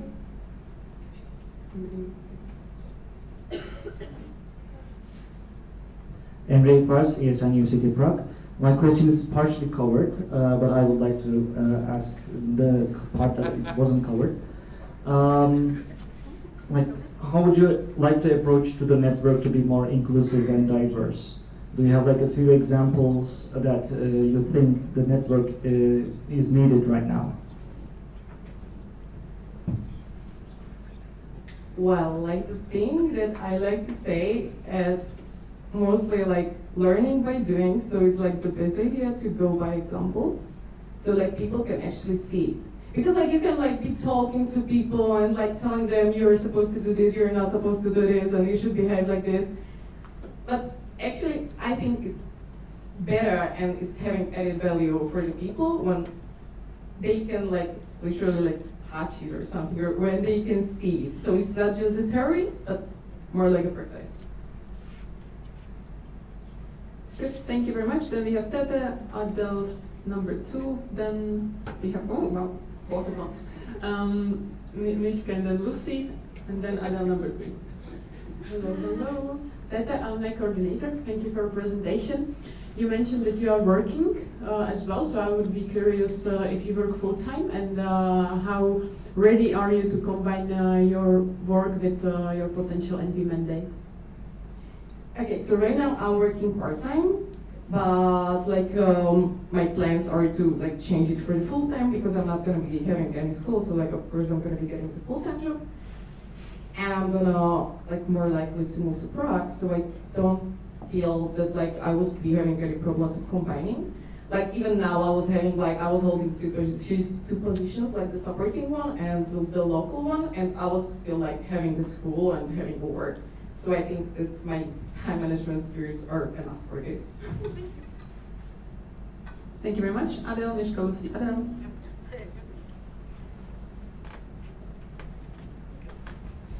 Okay, so say, in ESN we talk a lot about inclusion. Now the trending topic, LGBTQI plus community, mental health, and people with special needs. How would you incorporate that more in the network? In the ESN network. Yeah, like maybe what I can think right now of, it's like maybe to make like some events with the topic, or like maybe to make like more trainings on that topic. Because like I think that like most of the people like, okay, we are aware of it, but they're trying to like have a closed eyes, or like how would I say it? So like they see it, but they pretend they don't. So maybe like by making it like more like a public topic, by like including into the trainings or into the events, it would be like more seen. I think that's the important part, to be more seen. Thank you very much. Then we have Mishka, Lucy, and then Ada. Mishka Jesensiza. According to you being the events coordinator, I have a question about ESN CZ events. Which of them, except NAs, has the biggest potential, and in what specifically, and how would you enhance it? From the current ones that we are having right now? Yes. Well, like the first thing that came to my mind was the National Erasmus Games. Those are definitely the ones to be approved. Yeah. So how do I do that? Like to make sure we have a proper OC, and the OC is like fully ready and know what to do, what we need for the Erasmus students and for the like representatives from the local boards, to make ready the students only that are coming for the national rounds, to get them ready for the possibility that they will move to an international round, because that was what I was like a bit missing like this time. And yeah, just like more like the thing to improve, it's more from the organizational point of view of this event. Thank you very much. Lucy, Adele. Hi, Siska, Lucy, ESNCZ. So thank you for your candidacy. Of course, we have spent the past year working together on multiple events. However, Meetup was one of the events that is basically entirely the network's manager's agenda and responsibility. Currently, we had it online, so we had quite a diverse content. You mentioned you would like to bring back the weekend meetups. Would they then be more position specific? Would you maybe like to have more of them during the semester than just one? Like concerning the meetup and the concept that was here like before the COVID, I think it's enough to have like maximum one per semester, because it's like a weekend-long event, and you're gonna like get deeper into the topic and everything. And since we would also have like probably like some other workshops like happening throughout the semester, there would be like no extra time for like another meetup or something like that. Of course, that can be found out in the beginning of mandate, when you're like trying to find out what are the training needs of the network. So like I think that if the network would want more, like it's possible, but I don't see that coming, because I think that everybody is okay right now with the concept, and it was kind of popular like before the COVID. So I just want to like follow up, and then we can find out what we can do better. Great, thank you very much. Then we have Adele. I'm going to ask you, okay, you're being it. And then are there any more questions? All right, they're in the back. And I propose to close the speakers list. You have 3 more questions, I'm counting with that. Yes, are there any more questions? Anyone who wants to be added to the speakers list? I would like to propose to close the speakers list. Is it an objection, or you want to be added? I want to be added. You want to be added? Lucy, okay, then I keep it open still. It is. Adele, go. Adele, ESNCZ. A very traditional question. When we have 2 candidates for the same position, what would make Martin a better network manager than you? And on the contrary, what would make you the better candidate, or the better network manager? Okay, this is the tricky one, because I think that me and Martin, we are like totally different people with like a different point of views. So I think I am like targeting more specific goals, and I'm being more specific about what I want to do. But at the other hand, like he still like thinks it locally, so he thinks like a lot about the people. and he's definitely into causes. Like we can see it. Like we all know, and it's amazing. But yeah, like causes is just the one part of the agenda. So this is what like is related, and like the personal traits related. I personally think that I can be heard like more than Martin. I can speak up, and kind of having this like a better presentation skills. So yeah, that's it. Good, thank you very much. Then we have Mati, Adele, then we have a question in the back, I'm not sure where, and then Adele, and then Lucy.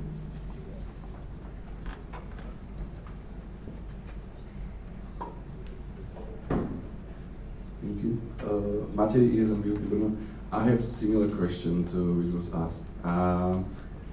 You have beautiful presentation skills, you know it, and we know it, we can see it.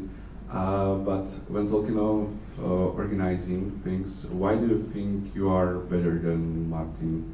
How would you describe it that in terms of organizing you are better, or why are you a well organized person? Okay, I'm not gonna be saying if I'm better or not, because like I cannot say I was not working with Martin. So like my opinion like would be like kind of biased, since I have like no opinion about him. But I can be speaking like on behalf of myself. I was, for example, the head of the OC of National Assembly in Zlín. I was leading the team of 10 people, and it ended up good. I am also I was leading like a lot of local events, and I was also part of the OCs of the national events, so like Newbies event, National Erasmus Games. I've been there, I've done that. So I think I'm having like a pretty good experiences with the organization. So like even if the things are not going as planned, I don't have a problem like to be creative and to come up with like a solution at the given moment. Great, thanks. Now we have Adele, then we have a question in the back. I'm not sure who was asking. Vicky. Okay, perfect. And then we have Adele one more time. Then Lucy. Does anybody else want to be added to the speakers list? Nobody. I propose to close the speakers list. Are there any objections? Okay. There are no objections, so the speakers list is closed. Thank you. So Adele, Vicky, Adele, Lucy. Let's go. Adele, ESMCZ. Zuze, how would you describe social impact in ESM? That's an easy one. Like yeah, like according to me, it's like including the events that are like concerning the impact that like we can do, and we're like, it's good we have started to do it like in the past years, and it's like more and more stressed on that topic, not only in CZ but like around other ESM countries as well. So yeah, like we are growing bigger, so it's definitely important that we gonna be like inclusive and thinking about the social impact, because we do have it. So yeah, it's important part, let's say. Okay, good. Now we have Vicky, and then Adele. Vicky is in the back, and then we have Adele. Yes, and Lucy. Just a quick reminder, feel free to always approach your candidates also after presentations. It's not like they're going to be gone. The election is tomorrow, the voting. So ask people, okay? This is kind of like a bata before the mic gets to Vicky. Is it working? Hi, Vicky Aluna. I'm sorry if this was asked before, I haven't been following it that much. But I would like to follow up on a question you were asked by Adele. When she asked you how would you implement some new topics into ESNCZ, mostly such as LGBTQ+. And she asked you how, and I'm asking you why. Why do you think ESNCZ is the place to implement these kinds of topics? No, like as I said, like a minute ago, that like it's really important to stay inclusive, and like even in our network, we are having these people and outside the network as well, and yeah, we all like love them, and we we just want to make them feel like home, like even more than they're feeling now. So like, yeah, like we should be, like all of us like should be equal, and we should be seen, and we should be like heard out. And so like this is the topic that shouldn't make the difference. So like we just like need to cross the boundary, like that it's like in between, and so yeah, just like to feel people more comfy, like from both of the sides about the topic. Thank you. Thank you very much. Now it's Adele, and then we have Lucy. Remember that when you were going to be asking people offline, like in the coffee breaks, etc., you can also make them uncomfortable, and that's okay, the candidates. She's right. She's right. Please do. Is it my last question? Yes. Wonderful. Susie, Adele from CZ. In the past year, we have created, especially Tata, created the National Pool of Trainers. How would you further develop it? Again, I haven't considered this yet. Like I was definitely thinking about like including and taking the possibilities we have with this, like to get some trainers and everything. It's definitely like a huge advantage for us as a network. So like honestly, I haven't considered it yet, and probably I would be speaking about the topic more in detail with more qualified people that we have like luckily enough in the network. So I would like elaborate on it like even more when I would be working with the idea about like having the internal and external like trainers, for example. So there is like the space that I could include this one. Thank you very much. Lucy?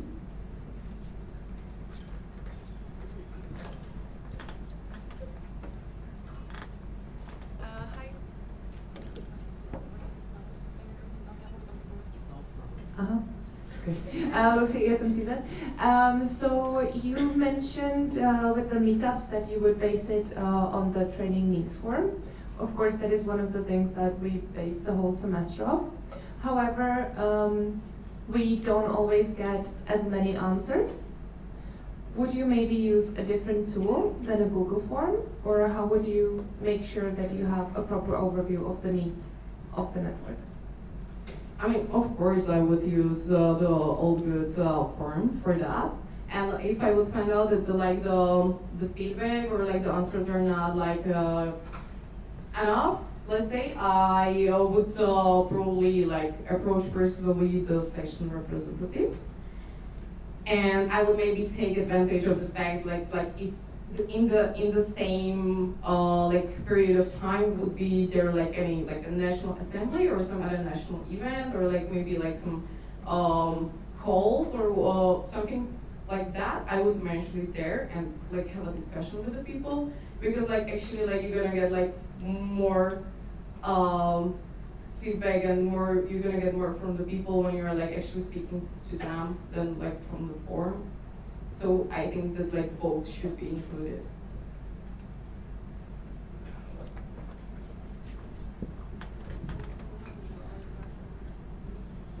Okay, great, thank you very much. Is that a procedural or?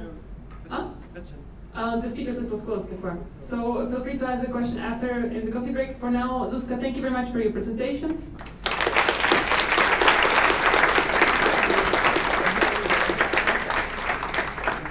All right, dear people, as you probably have noticed, the timing is the way it is. It's a bit paprikash, but it's okay. For those who weren't here yesterday, feel free to ask people who were here yesterday why it's paprikash. And so we will meet here at 11:10, 11:11. I can be okay with 11:11. So, but honestly, before you start moving, this is a very important time for candidates. Being candidate myself a couple of times, it is quite stressful. A person can feel very like dense, like very like tense, and like ready to get it out and like be done with it.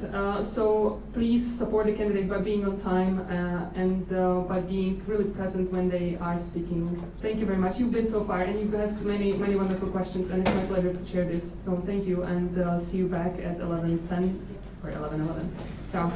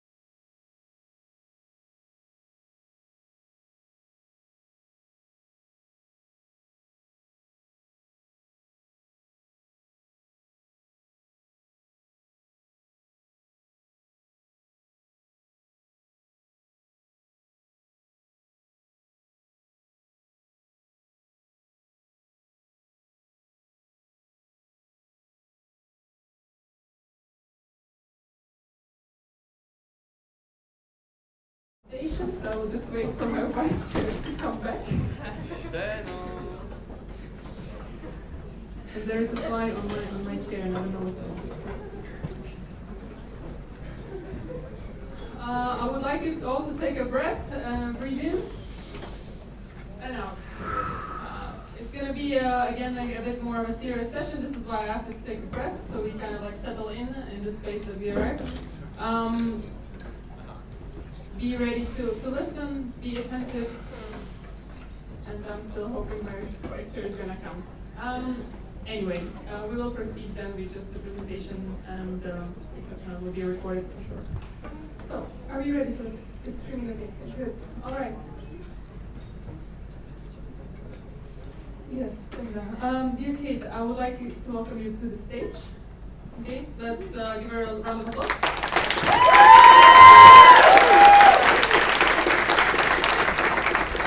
You have 7 minutes. Once the 5 minutes are going to be gone, I'm going to be waving at you with the thingy, and then the 30 seconds I'm going to be doing sounds, and then again. Okay, hi. The volume is good. Oh, good. So, hi, my name is Kate. I'm from ESN Brno. You're probably wondering how I ended up here, and so do I. Anyway, I will briefly introduce myself too, for those of you who don't know me, but I generally don't shut up about the stuff that I like, so I believe everybody knows by now. So, who am I? Preferably a nerd, firstly. Secondly, I do tend to be always busy. People keep pointing it out, like why I'm always doing so many stuff. I like it, I guess. And an ESNer, which became a really huge part of my life in recent years. By the way, fun fact, these 2 pictures are the only 2 pictures I have discovered that are only me and not in a group picture, which is like the preferred way, but still. And why me? Why is it a good idea? Great question. I have right 2 years of local communication manager experience under my belt. First in the great year of 2020 that we all enjoyed dearly. And a second one in 2021. Also thought that was a good idea, and I was right. And because I just don't know when to stop, in the middle of 2020 I decided that I too want to help out at the national level, and I decided to apply for the position of social media and press coordinator. Yes, I needed to read it because I don't remember the full sentence of that. And of course, 2 years, because why not? Yeah, pretty graphics that our great communication manager made. More relevant stuff about me, I was 4 times part of the OC of a National Assembly, and first time it was the first online National Assembly. It was a lot of fun. Me and Phil made it a lot of fun, I believe. The second one was in June, which was very refreshing after the first online semester. Really nice. Then Shelina, because I had to do that, I'm sorry. And another thing, that the results of my work you can see all around yourself. So, about my goals, that's gonna be the boring part, I'm sorry. First of all, I would like to bring the teams, the national teams, closer to the network, because I believe we have a lot to be proud of, and we should showcase it outside a lot more than we do. About the network, I think that it's very important that we maintain regular meetings, because if we keep up with each other, we can be better over time. And I would like to... What happened? What happened? Magic. Ta-da! This was the presentation.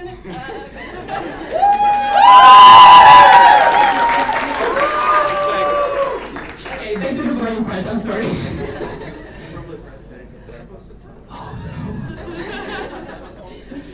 Okay, oh dear Lord. Okay.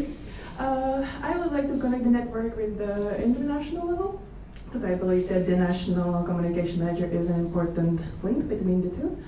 and get to know the network and their needs, because I'm a social little person, and I think it's time to fix that a little bit. So, more about my goals. Also, CZCom would be a great part of my efforts, because having a great team is always good, because we can divide the work, our people, more great ideas. I would like to find a team, have regular calls with them, because once again, it's important that we keep regular updates with each other, and create social media plan as we did until now, that you can enjoy it on our Facebook and Instagram, unless you're already following that. And that is also connected to my next point, which is our social media. I would like to perform more analysis and improvement, which we did until now, but it's time to focus even more, because it's never enough. And I also feel that we have well-established social media in the more funky part of the internet, and I think it's time to also focus on Twitter and LinkedIn to maintain some decorum, let's say. And partner promotion, because of course it's important that we support our partners, because they support us in return. Next, I would also like to slightly revise the ESN-CZ web by using the SEO magic that I will delve into, hopefully, and also write more regularly on our blog. Last but not least, cooperation with the national board, should I be elected, because the more the merrier, and I love people, as we all know. And continue the work of my predecessor, because I feel I have large shoes to fill, and luckily for me, that's the last slide. I'm one of the few people that don't have a meme here, but I believe I'm a meme of myself enough, so it will have to be enough. Okay, feel free to ask away.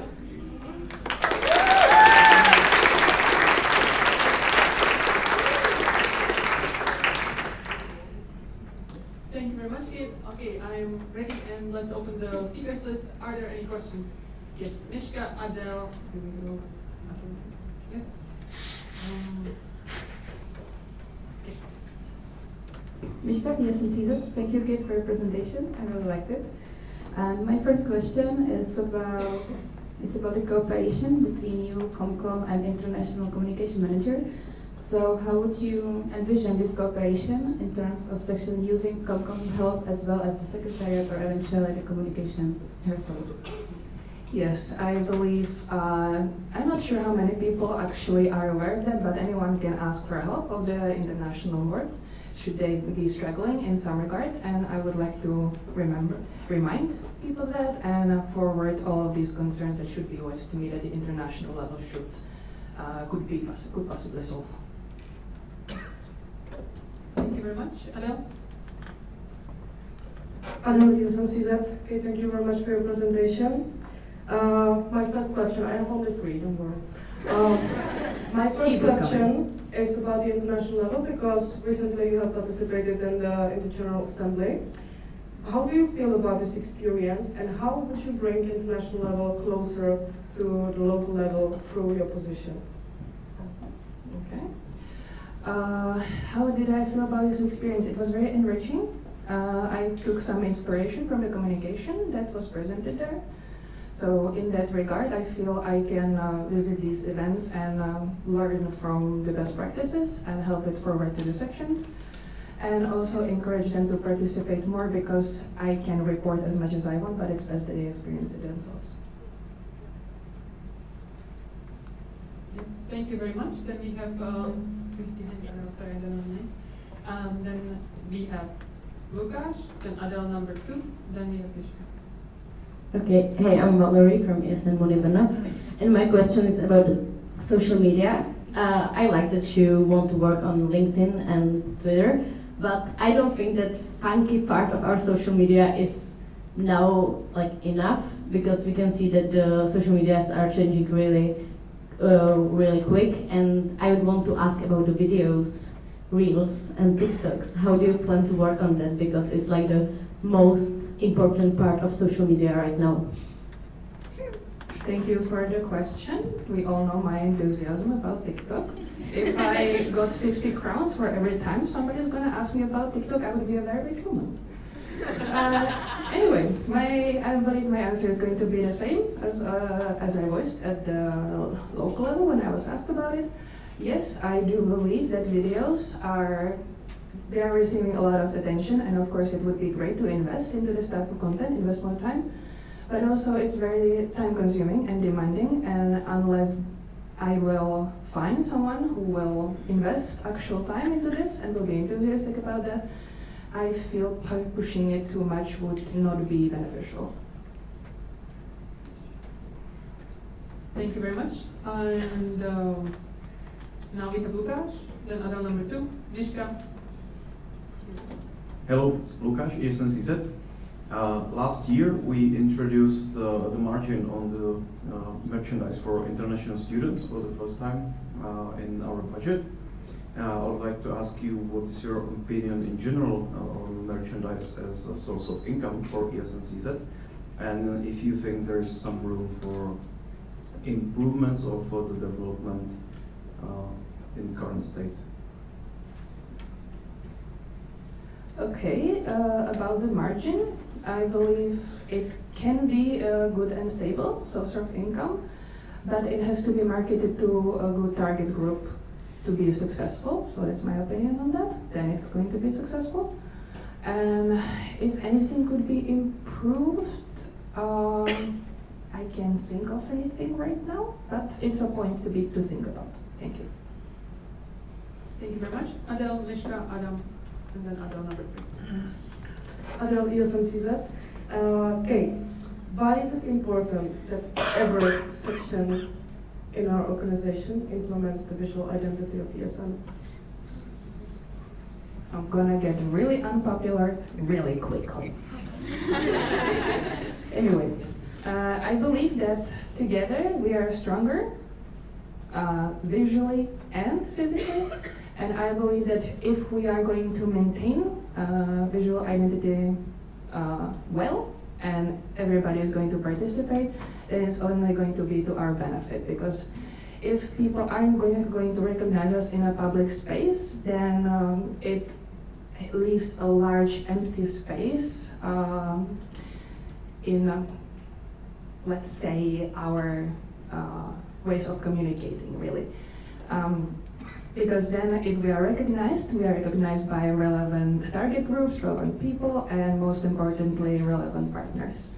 And unless we are going to have a really good and solid visual identity that everybody is going to respect, then we will not be recognized as much, and it's only going to hurt us in the long run. Perfect, thank you very much. Miška, Adam, Adel. Miška, ESNCZ. I have the second question about the CM calls, communication community calls. How would you promote these calls to increase the attendance of the people? And how would you like to use Meet Your Colleagues meetings during NAs as a community time? I believe we have a couple of channels that we can use for this purpose. About the online ones, I believe ESNCZ, the Facebook group, is really useful for that. And it's also important to promote it at the physical events, for example, at national assemblies, etc. So people actually know about them, what they can expect, and they aren't afraid to come, and they are actually looking forward to chatting with people with similar issues. There are many of them. And how would you use the community time during NAs? I'm sorry? I would like to use them as a space to share what we are dealing with at the moment, and try to come up with solutions to problems that we are each facing, and to exchange the weekend. I'm sorry. Thank you very much, Adam and Adel, and then I would like to propose to close the speakers list. Are there any objections? Okay, the speakers list is closed. Thank you, Adam and Adel. Okay, Adam, ESNCZ. I have a question for you. We currently have quite a big budget to use for free at Google Ads. So I would like to ask you if you plan on using any of that budget, or if you have any experience with PPCs. Yes, I do have some experience in this area, but admittedly there isn't as much as I would like. But since there is the space in the budget, and I believe it is a good tool to use, then I would like to look into that and get better at it. Thank you. Adam?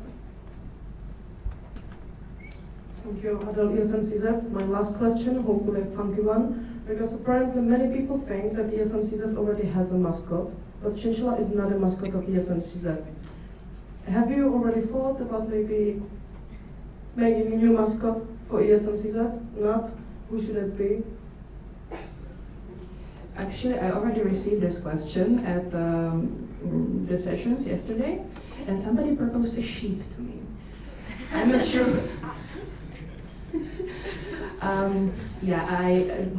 Chinchilla really grew on me, and maybe not. I was already looking on eBay on how to buy a plushie, but it is not just my decision, and I would like to discuss it with the section, do some brainstorming, and make a decision.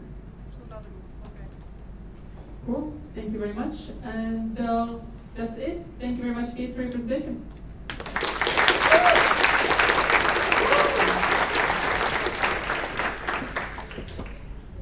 All right, Janko, are you ready? Your time is coming in 3, 2, 1. Don't worry, and I'll be again waving at you when you have 5 minutes left. Yeah.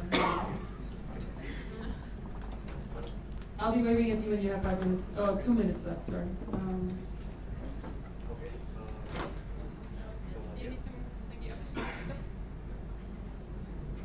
Great, now it works. Okay, hello there. My name is Janko. I currently run on 2 hours of sleep, black tea, and some feelings. I hope it won't influence my presentation. I want to present you my application for a position of a project administrator. Okay, is this good? Yes. Okay. So, something short about me. I am a happy member of ESN since autumn 2018. I am settled in Brno, and ESN is kind of my only hobby taking most of my time, and I'm from the nerd side of the friends you have. This is the very long and boring list of my experience, so I will not keep this slide there for a very long time. But basically, on the left side is my ESN experience, and on the right side my professional, because I think it can be useful in the position of WPA. In summary, what is important from this, from the professional side, I think it's that I worked in many different team settings that used different practices, and I could use that in my position in the future. And basically, both of them were about networks. So I'm keeping you connected to the network since 2018. I also apologize for my speech problem. I'm happy to be among you, but my voice sometimes doesn't know it. So that was the long slide. This is the short slide. I want to take the key points from it, why I think I'm the right candidate. I was most active and present during the times of COVID, when we had to rely on IT tools and come with new approaches, how to keep the students and ESNers interested. I also had experience in local sections IT as when I was a supporter and did a big cleanup and rework for our section in 2020. I also have some experience from the national level when I was joining international calls of WPAs and other IT people from the international level, and also some national calls. And I feel I'm still connected to the local level. I attend a lot of events, and so I hope that this will be useful as well. And since I was 1 or 2 years ago, I was an IT community manager, supporter to the previous WPA. I think that this is a natural next step for me. So what can I bring to the table? As the WPA, I am confident in my abilities to create and follow realistic plans to estimate what projects should be done and how much should we invest in them. And I also think I can get projects done, and and prepare them for the future, for the next person. As a board member, I think I'm experienced and reliable, and I'm happy to be the support or background part of the team. I tried to put my vision in one sentence. It's still kind of long, but basically it says what also some of the candidates said. Students and ESNers should be our first goal, priority. Okay, I want to make a little different approach than saying my specific goals. I would like to tell you my priorities and my strategy how to approach them, so then you can judge if you think that's the right approach for a candidate. My priorities are removing obstacles for the incoming students and for ESNers, basically making their life and work easier, saving time on some tasks that can be automated, or how IT could help people to focus more on their work and spending time together. And I would like to try to provide access to activities to people that previously could not have it. For example, as I did during the COVID times, when we had to somehow connect from home.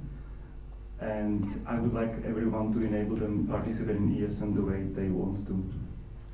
My strategy is to adjust at any time, to learn first, to gather the knowledge from the sections, and then decide based on that what is the current need that has to be addressed first.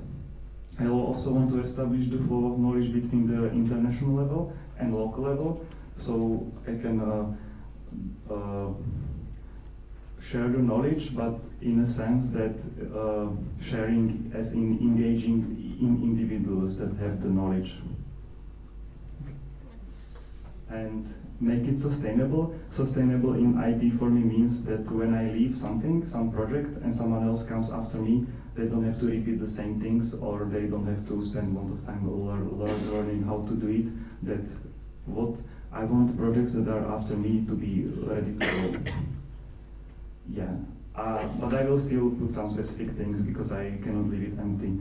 Currently, of course, this is how I see it now, before the transition, before gaining more knowledge on the topics. The first priority, of course, is maintaining our communication channels and suites and tools we use, so our daily work is enabled. I put sections and essences on the second place. That means that I want to leave like an empty space in my agenda for projects and plans of other board members or sections. Yeah, and then the traditional things that needs to be done, maintaining the websites of both ESNCZ and sections, and our servers, tools, applications we run on them, the CZ Erasmus app that I'm a fan of, and the long-coming Erasmus Plus app. Also our budding system tools such as Fiesta. I would like to make another attempt in rebuilding the IT community that was not so successful two years ago, now with more realistic insight from the past. And I would like to implement some third-party grants that we might have. As you can see, I put like with the help of a supporter on many lines. That doesn't mean that if I didn't get a supporter that it won't be done. It will be done as well. I will just sleep less, and I will be less rich on different approaches. Yeah, and that's it, and you can ask me out.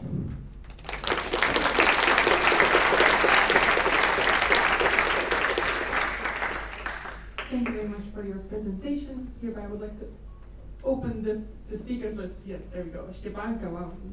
Aiming for being the Stepanka. Then we have Jakub, Adel, hold on. Lukáš, then we have question in the back. Then I hope I got to you all. If not, then just raise your hand later on. Okay, thank you. Hi, Stepanka, Vysoký Prague. I have a question. This question was actually asked in a question round, but it wasn't answered. and it was questioned by Mishka, so I will ask it again. Hello, the question from me is related to specific goal of maintaining the CZ Erasmus app. Do you think the app is used efficiently right now? If not, what are the main issues and how would you tackle them? Thank you. Okay, thank you for your question. My knowledge of these apps come from how my home section uses it, and we mostly have it available. We have it on our, the link to these applications on our website. We promote it to the students when they first come, and its main use is basically like a list of places or things that Erasmus students could use at some point, so they can have access to it on the go. So, sorry, can I ask what was the second part of the question? Oh, okay, I remember how to use it efficiently. Yeah, it just slipped for a second. Yeah, I think that this is the efficient way to use it. Just we can always reinforce the way that app is promoted to the students, so they know that they can download it the day they come or even before they come. Thank you. Then we have Jakub, Adel, Lukáš. Then there was a question in the back. I know about. Okay, that was you. Thank you. And then we have Pavel, Adam. You're going to be added to the speakers. Does anyone else want to be added? Okay. Hello. Yeah. Jakub, ESN Czech Republic. I asked several other candidates, but I could not come to your candidate session, so I would like to ask you here now. What's one thing that should be done within your mandate, and you would consider it great achievement?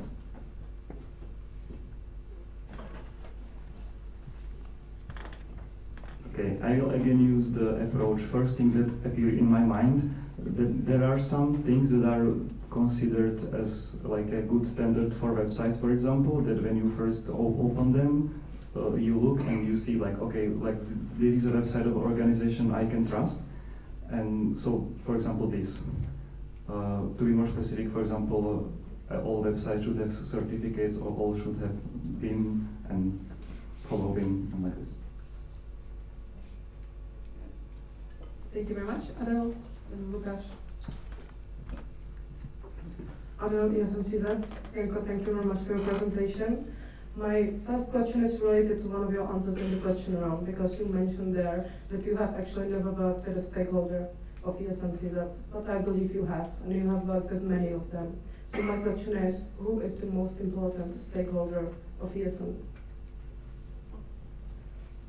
Yeah, I would say that the most important is do zahraniční spolupráce, but at the same time I will admit that I had to be hinted this.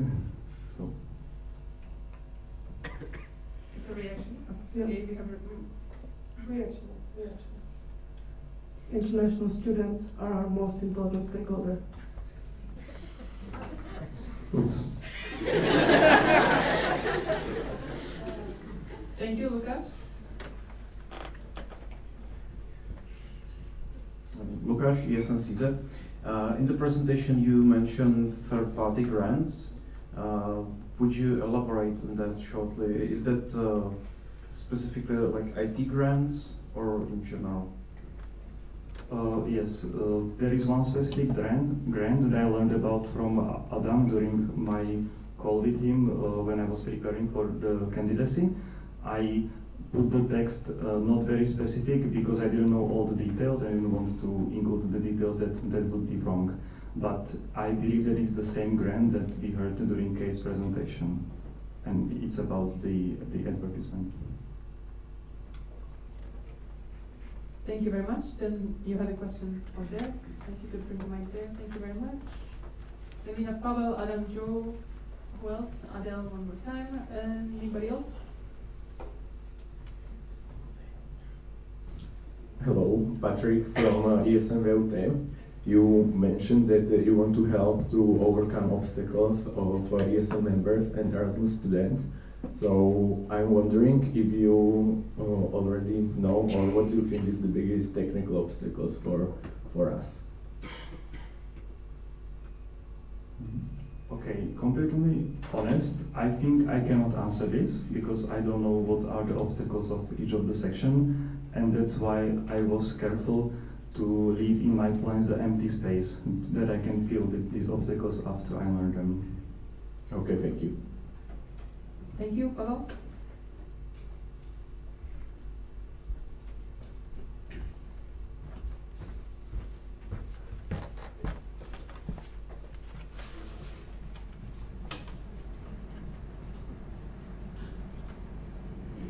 Hi, Pavel Kříž from ISCC2 in Prague, and there are some sections that do not have any EPA or IT coordinator. Are you plan, or do you plan any sort of help to set up their printers? Oh, sorry, IT-related issues.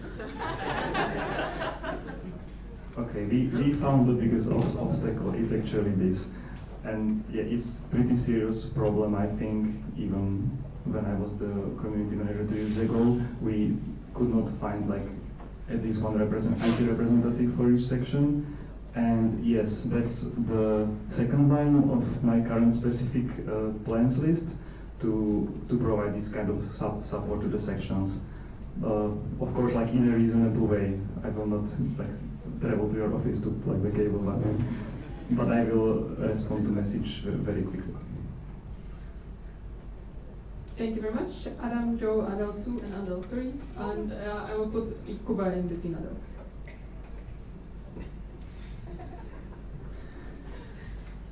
Hey, Adam, ESNCZ. Hello, Jako. I have a question.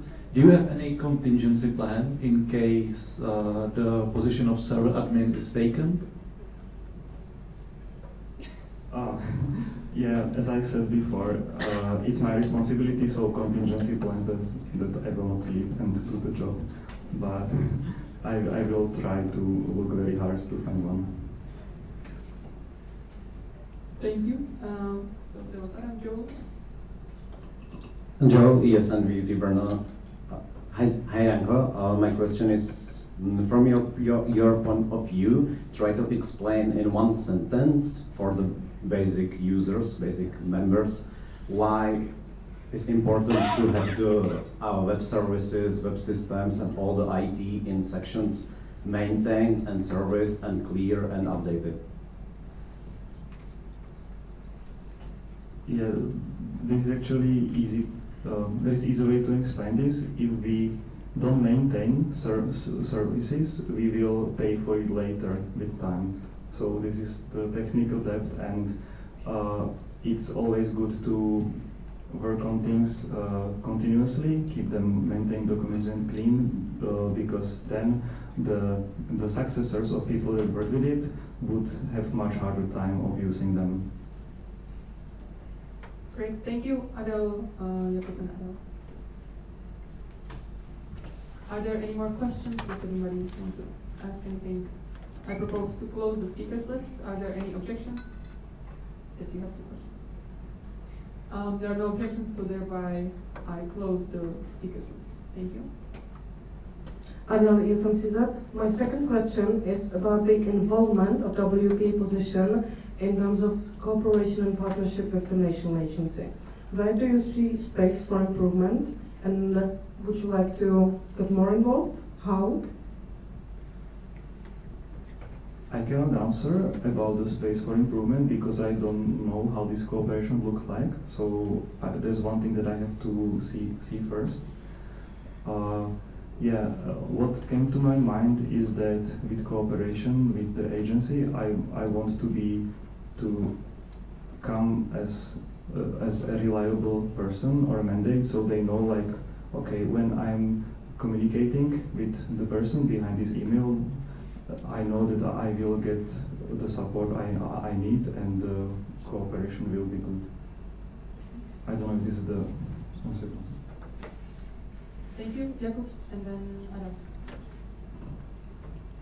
Jakub, ESN Czech Republic. I asked you about the ESN challenge, since it's an agenda under WPA officially. You explained that it's not on your priority list. However, there is still some supporter structure. Therefore, if you do not consider ESN Challenge your priority, does it mean that you would not open a call for ESN Challenge coordinator, or are you going to just keep it open, and if there is no, like, behave on the fact whether there is someone applying or not? Usually with other supporters position, I was pretty sure that what I want to open and not. With the ESN challenge, I heard about it before, even a online forum, tried to like learn about it when I was a local supporter, and from what I know now, I think I will not open the position unless what I learn from some other documentation not available to me, I will learn differently. This is only because I want to be careful with how many different projects and efforts I start. But at the same time, I like the application and I like the idea behind it. I just want to be very careful. That's why it was low on the list. There's a reaction from Kuba. Okay, maybe a little bit more clarification. Even if you do not want to maintain the ESN Challenge application, would you still consider relaunching the project itself without the application? Okay, I understand the question now. Yes, this is the thing. I don't think I can answer it without thinking like immediately, but in general, yes, if there is a way how to launch this project or maintain it that will not face the problem that the application had, that I would be for it. Okay. Good. Thank you very much. Thank you very much, Janko. Wait, sorry. There's Adel as well. I'm sorry. Yes. Adel, I'm sorry. It's not That's the second time today. It's not intentional. Okay, very last one, very quick one, hopefully. Adel, you can see that. My last question is actually about the online question round before the NP elections, because this is something that we've been discussing for the past 2 years, and let's face it, Facebook is dead. Nobody watches it, nobody has any questions, and it is very hard for the candidates as well. There have been discussions about what to do, if we implement a new tool or not. Do you have any ideas, maybe like on the spot, how that could be improved?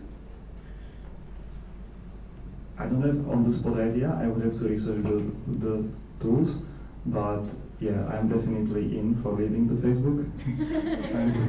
and I believe that there is a tool, and if there is not a tool, I believe that we can shape one existing to our needs, but I cannot name any now. Okay, thank you. Thank you very much, Janko, for your presentation.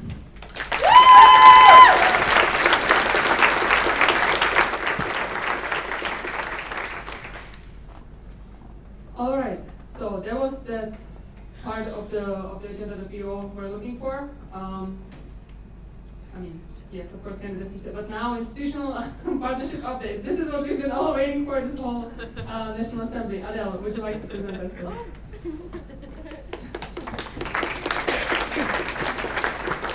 And thank you all the candidates for your presentations. Really good job.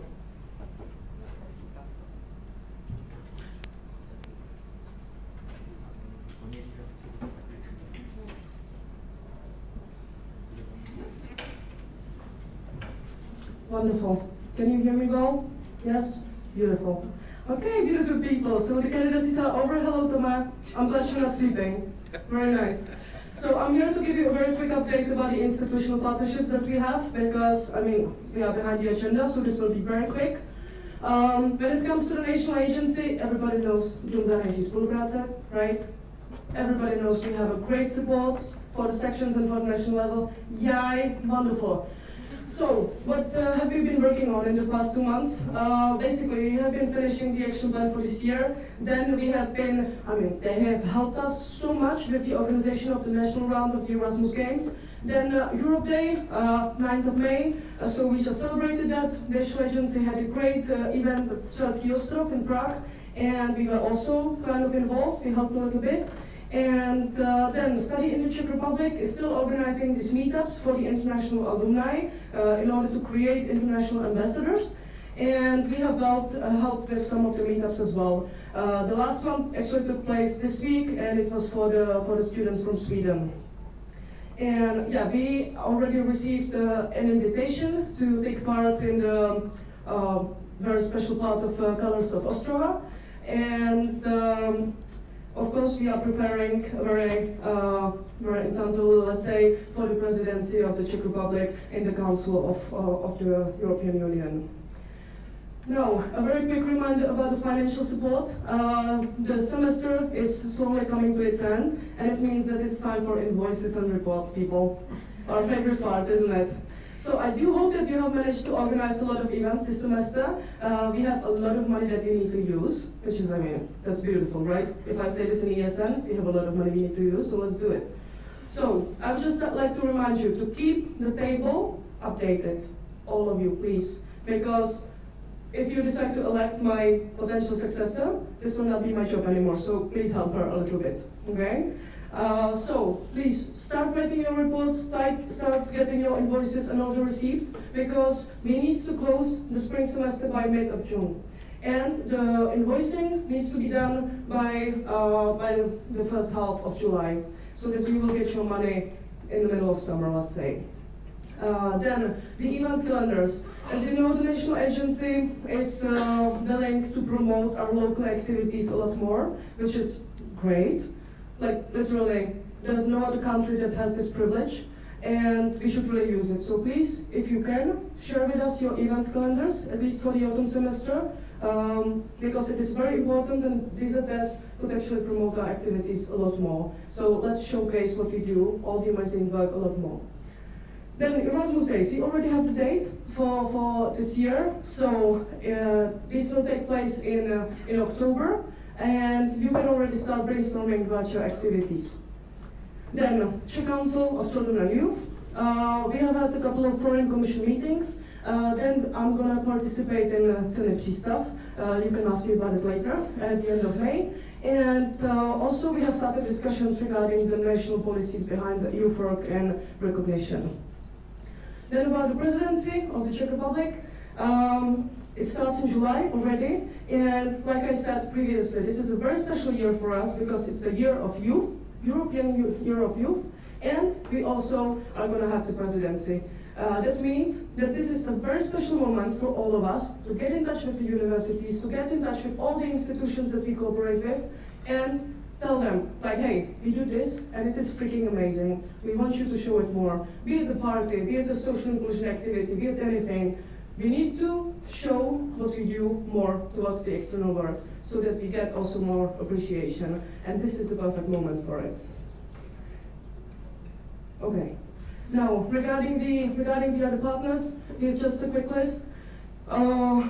I'm going to keep it very short. Basically, these are the main partners that I've been in touch with. For example, when it comes to the Student Chamber of the Council of Higher Education Institutions, we have, this semester, we have organized together the Pohyb project, where we helped Ukraine. And I must say that this was a very pleasant cooperation, and we also started discussions about how ESN could be more, let's say, involved in terms of student councils and the Senate and so on. Then in terms of the Ministry of Interior, Ministry of Foreign Affairs, and Ministry of Education, I've been in touch with them regarding the presidency mainly, also to see where ESN could take part, in what conferences, and so on. We have already invited as well the International Board, and we are going to take part in at least the Cherukon conference and then the closing conference of the European Year of Youth in December. And that's it, thank you.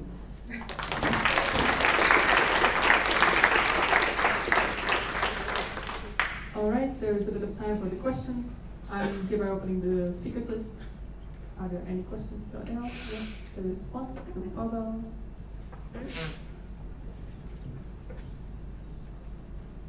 Hello, I'm Pavel from ICC2 in Prague, and I like the idea about VZS promoting our events, But for us, for example, for the IC, it is hard to put there some because we put the events up like sometimes even 1 week before the event.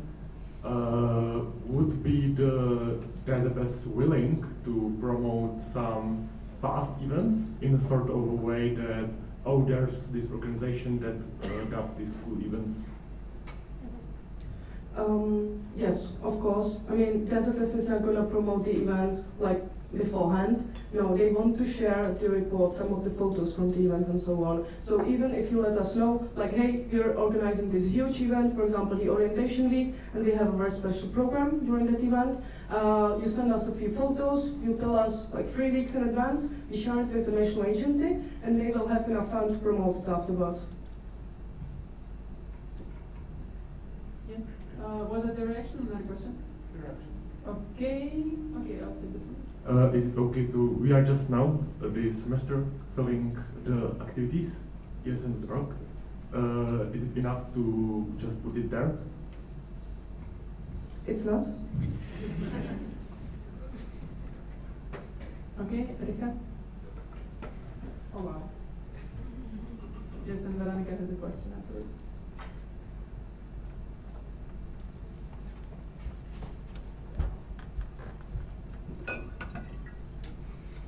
One, two, three. So my reaction is not to Pavel, but to something that Adel mentioned. Richard Mazur, ESNCU Prague. Activities. I just want to point out that one of the reasons a lot of sections do not consider putting activities there is because they have to do the same thing twice.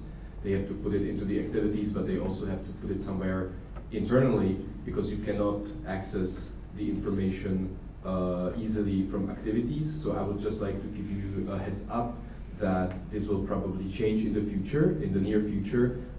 In the near future, you should be able to access and filter all the data that you put into the activities. So it will make the reporting tool even more powerful. So if you are discouraged, just try to have this in mind, and the suffering will end very soon. Thank you.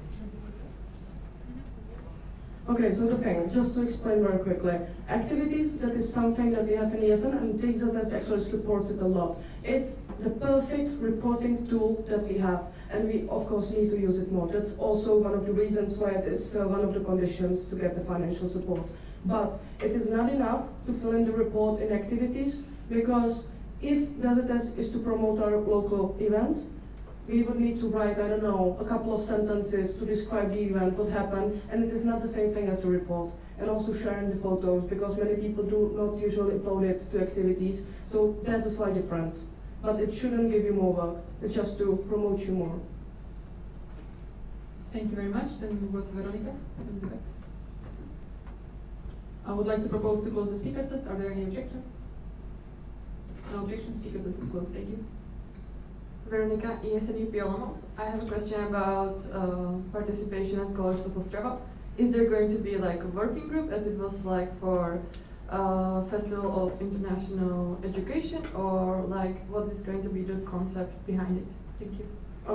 To be completely honest, I don't know yet, because I only got the invitation, and we're gonna have a meeting on Tuesday, if I'm not mistaken, to discuss it more. But our participation should be more connected to the presidency and also to the European peer review. So it shouldn't be the same as in the past years.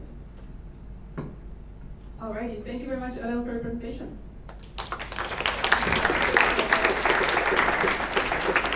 And you can stay here because you have another presentation. This time with Danny. Yeah, I congratulate you on that. And this time it's up to you. Do you want Danny to join you in the front, or because you have the professionalization of ESN? Oh, right. Czech Republic? I'll ask my friend a little bit later. Okay. No.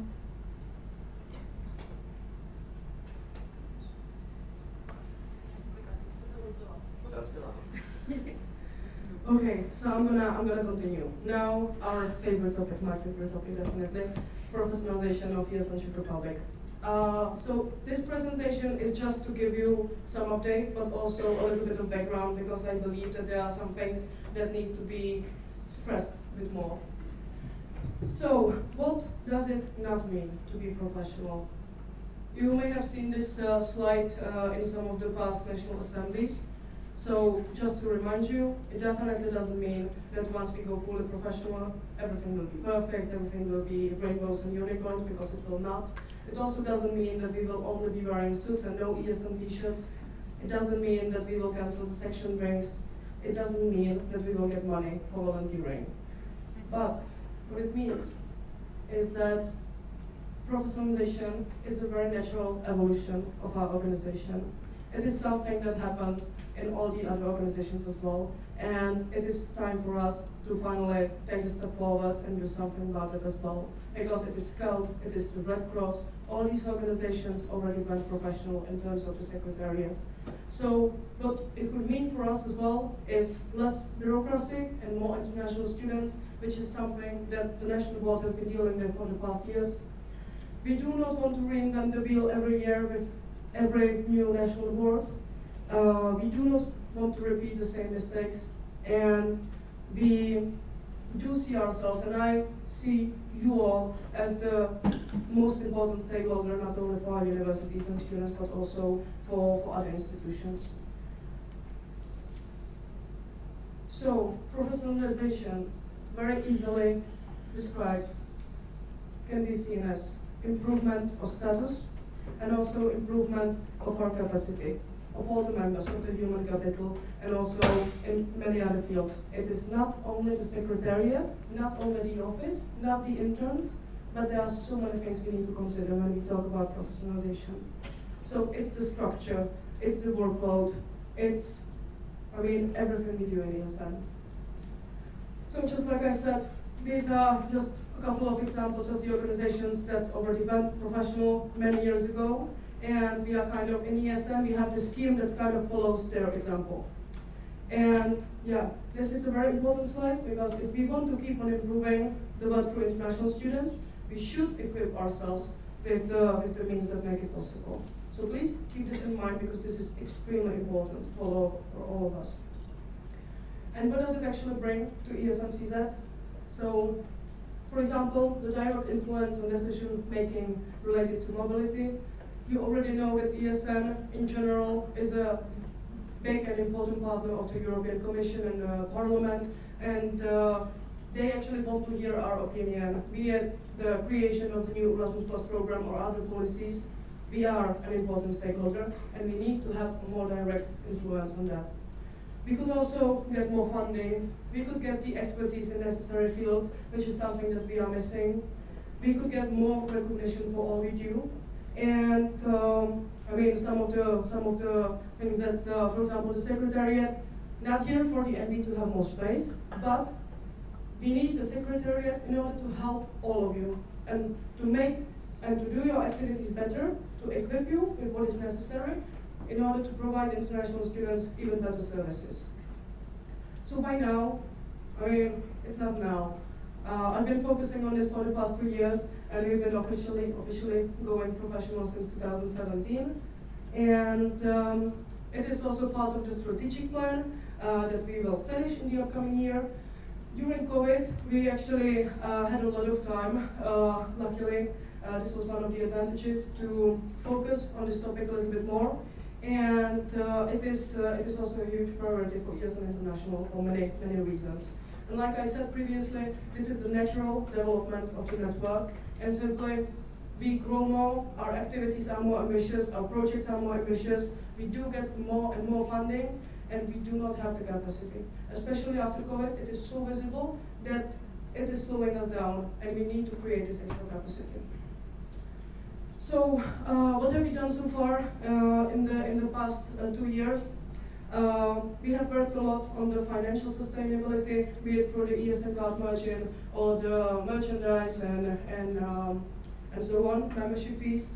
Then we have applied for some grants. We have gathered a lot of information about grants funding. We have consulted all the NOs and ESN International and also external organizations, different ones that already have the Secretariat, and like what should be the process, how should it work. So we do have a very clear overview and vision for that. We also made many new partnerships during COVID, which helped us a lot with this initiative, let's say. And we have also worked a lot on the recognition of volunteers. So now, also thanks to the national agency, we do have a lot more support that we used to have in the past. Then we also worked a lot on the stabilization of ESN-CZ in general, so be it the quality assurance process, the structural changes, organizational level ups, and so on. We also got the first headquarters of ESN-CZ. Yay! Can I see some excitement, please? Yay! And we have been working on the quality label. That one is basically finished, but for the quality label, we still need more funding, which we do not have at the moment. That is why I've been focusing in the past year on the Erasmus Plus internships, because these are a lot easier, let's say, in terms of interns, and not so bureaucratic, let's say. We also, or I also received some new and first applications for internships. People that already wanted to work in the ESN-CZ headquarters, which I'm super happy for. But unfortunately, I had to turn them down because at this moment, it is me, like the position of president, that is working on all of this, and that is also responsible for the HR, for the onboarding, and all the things regarding the secretariat, which is something that in my agenda is not really sustainable at the moment. So for that, we would need the director, or at least somebody who could help, for example, the office manager and all that stuff, somebody who could actually help with the administration. Then some of the next steps that I just drafted here. A great piece of advice that we got from ESN International is to explore more the field of smaller projects with project management funding parts that could cover the expenses for possible interns. Then we also need a stable and very experienced MB so that it is not only on the president or director then. And yeah, the office coordinator, just like I mentioned. And here I would actually like to, like Zenda, to share something, because I know, give me a second, I know that this is something that is like super far from our reality, right? But Zenda actually, he surprised me quite a lot last year, because you know what?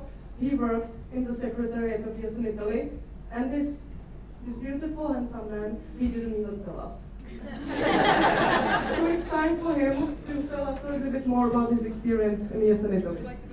Yeah. It's true, I didn't. I'm sorry. Now I do.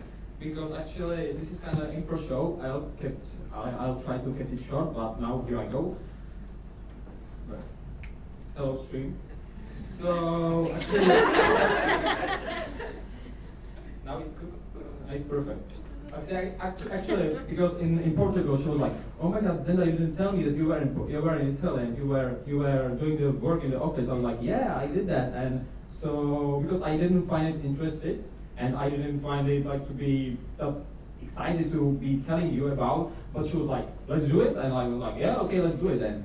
If you want to hear it from me, so what happened or how did it happen? Because in 2021 there was a COVID, as we know, and I planned to go to the work and travel in USA. Unfortunately, it got cancelled. So I was like, oh my God, what can I do? What can I do? I don't want to be at home throughout the summer. So like, let's do Erasmus. But there's no school in summer, right? So I was like, let's do the Erasmus internship, and I had no idea what erasmusinterns.org is at that time. That's why I didn't tell you, because I didn't know at that time what was it. Long story short, I applied for the position of Amministrazione in ESN Italia. I got accepted, and just to tell you something about the structure of ESN Italy, it's quite different to our structure because there are 51 sections which have their national board, and national board actually pays a person who is in charge of the office, which is Direttore Viola. Now she's gone, but she's gone not because the work is not fun. I think that was just a bad choice of her. So the structure is there's a direzione. I'm sorry. So basically the structure is like there's a direzione, direttore, Viola, which have 3 supporters.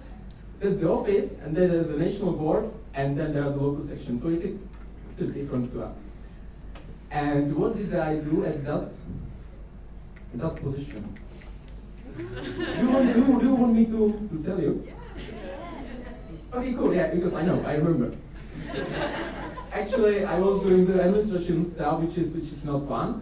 But then I was like, oh my god, I want to do more. So I did the graphic stuff, but it's not interesting at all as well. But then there was a chance to write a project, which was held under the ESAA, which is Erasmus Student Alumni something. Association. It's always association, right? Not assassination, but association. Yeah, I'm trying, wait. And basically there was a project, and we applied the project I called it Still We Rise. It got, the name was like, hey, Zdenek, it's rubbish, it's not going to be called Still We Rise. And the project was about inclusivity.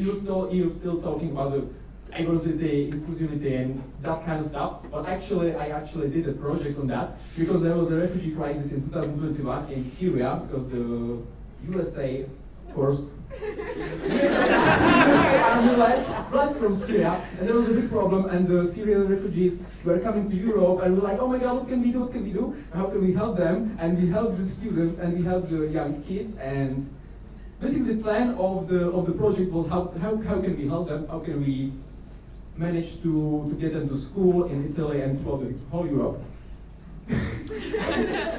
The good thing, the project was chosen, and yeah, we won it, and it was chosen. Unfortunately, because I left, we didn't finish it, but it was chosen. Last but not least, I learned something there because I was doing the structured interviews with people, and I got the skills of transcribing, which I'm doing right now, right there. So it was very useful to be there. And adesso parlo un po' italiano io posso fare una conversazione in italiano, so I speak a little bit Italian. You can ask a question if you have any. Then, yes or no question. Would you recommend this experience to other ESN members? For sure.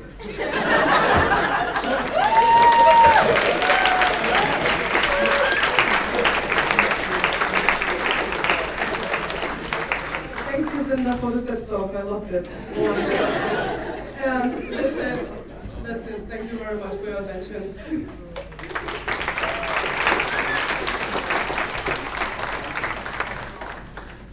Thank you both for your presentation. Are there any questions? I'm hereby opening the speakers list.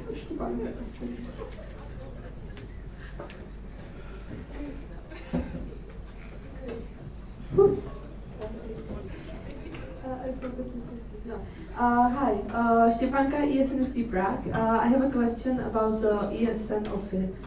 I want to ask if it's reachable, if we can visit, how we can visit, if there is a visit list, if there is email like with the ESN house and so on.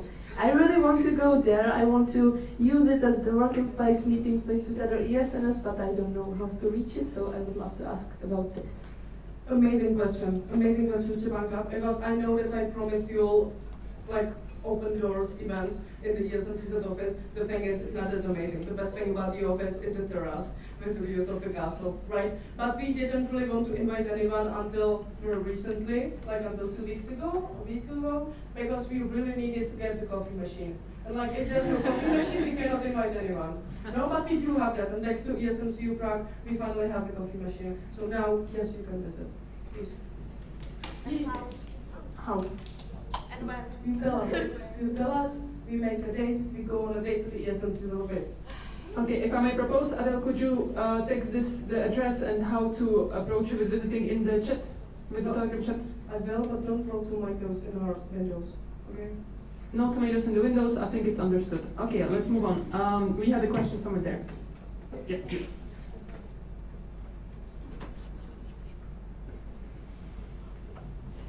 Hi, I'm Bohush, ESN BUT, and I have a question. What will change for us as members when ESN goes professional?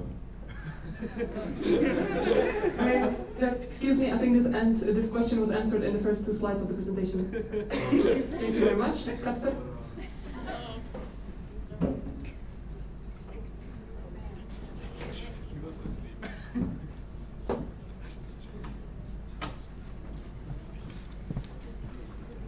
If you have any questions to Zdeněk, he's really willing to speak right now.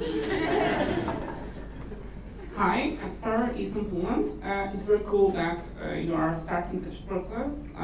We have an office in Poland since 2017. It's a great place to store documentation, make ESN cards. We have 3 employees currently. So it's very good that you do this because I believe you have, for the moment, there are no employees yet. Yeah.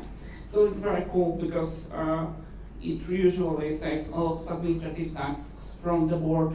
Our board, for example, does not take care of the correspondences going to the office. All the things regarding to the finance are taken care by the employee, and it's very cool that you are thinking about this. And I can tell during the presentation more, but it's a great opportunity to have employees that will take out all the burden of repetitive work from the people who should be more into the projects planning and so on. Thank you.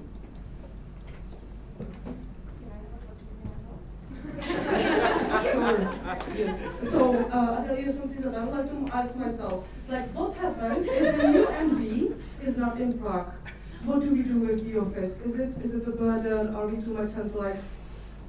No, it's not a problem. Not at all. Okay? Not a problem. Because this is an example from so many NOs already. It's not an issue at all. We don't need to have the MB in Prague in order to have the office, in order to follow the process of professionalization. That's why I also advised the candidates to create the position of the office supporter before we get the director. But please keep this in mind, not a problem at all. This is what all the other NOs that already created the secretariat went through. Thanks for the question. Yes, thank you. Kacper, there's one more question from you, and there's a question from Pavel. I would like to comment on that. We have 5 people on the board currently in Poland. None of them is in Warsaw. We have office in Warsaw and 3 working employees part-time. So this is not a problem, and it's actually very good because the board doesn't really have to, for example, go to the office to collect correspondence, send mail, and so on and so on. So. Thank you very much. Then there was Pavel and Vicky in the back.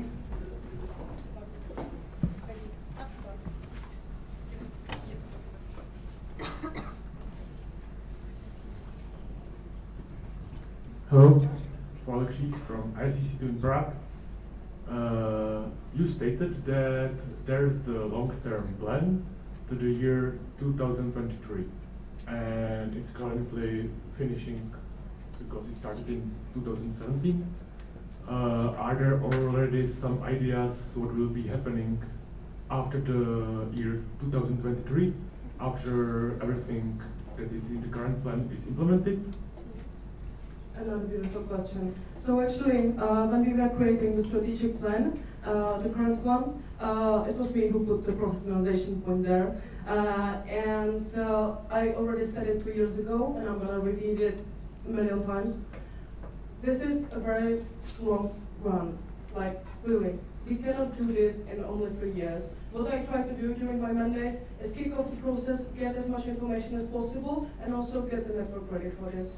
I believe we have made great achievements, but I also believe that in the state that ESN CZ is currently, and I see it for at least 3 or 4 years more. So I would strongly advise the future MB or the working group for the strategic plan to implement it as well. Because as it is stated now in the strategic plan, it is not to get fully professional, it is to explore the possibilities of professionalization. So we have actually done a lot more in this field.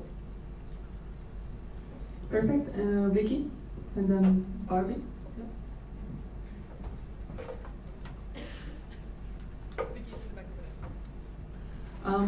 I encourage you to also ask questions in the coffee breaks and lunch breaks and any other breaks.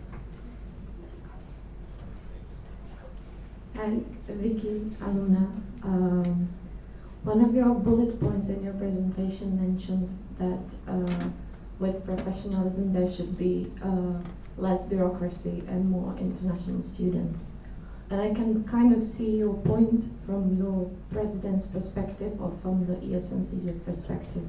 But I wanted to ask if there are any specific examples where this professionalism can help the day bureaucracy of the other MB members, or if there is any bureaucracy like that. Okay, so I'll give you one very practical example. The and why we also wanted to focus on the section here. It is simply impossible to be with the sections and with the students as much as we would like to, because there are so many projects that we are working on, not really see, so many reports, so many things in general, that instead of going to an event with international students, we usually have to stay until very late at night to finish all the reports and to finish all the budgets and all that stuff.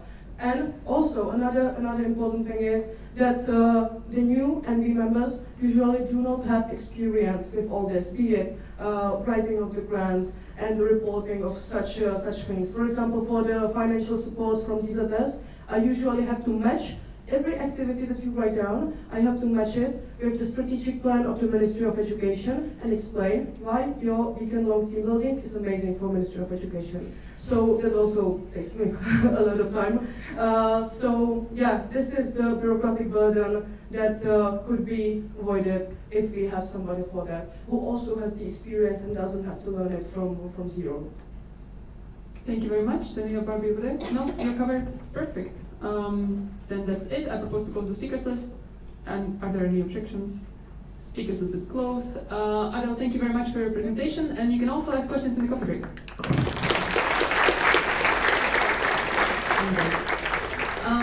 Now there is an announcement from us, from CT, that we would like to propose a change in the agenda. Just a quick second, we are going to see the agenda and I'll tell you more what we would like to propose. A moment of truth. In the meanwhile, for the next presentation, there is no question round, just so you know, so you can approach Zuzka in the break. It's a lunch break, not coffee break. Any break is coffee break for me, I think. And you want to share more, but I will turn the mic. Perfect, thank you very much. And if you can scroll just a bit lower. So on the line 23, the 26 workshops and 27 international update, we would like to propose that they're going to be flipped. I think the laser is on. Oh, it is working, perfect. Yes, it is these two. We would like to gather ourselves, us, in the plenary room before we split for the workshops, and then we come back to the plenary room. So it would make more sense and kind of, so you get all the information you need for the workshops as well. So we propose to change the number 27 to put it above 26 at the moment. Okay, I see some clapping, I don't see any objections, so I'm just gonna go with it. Yes, good. So this is it from our side. Zuzka, the floor is yours. And let's learn more about National Summer Team Building. We wish, but...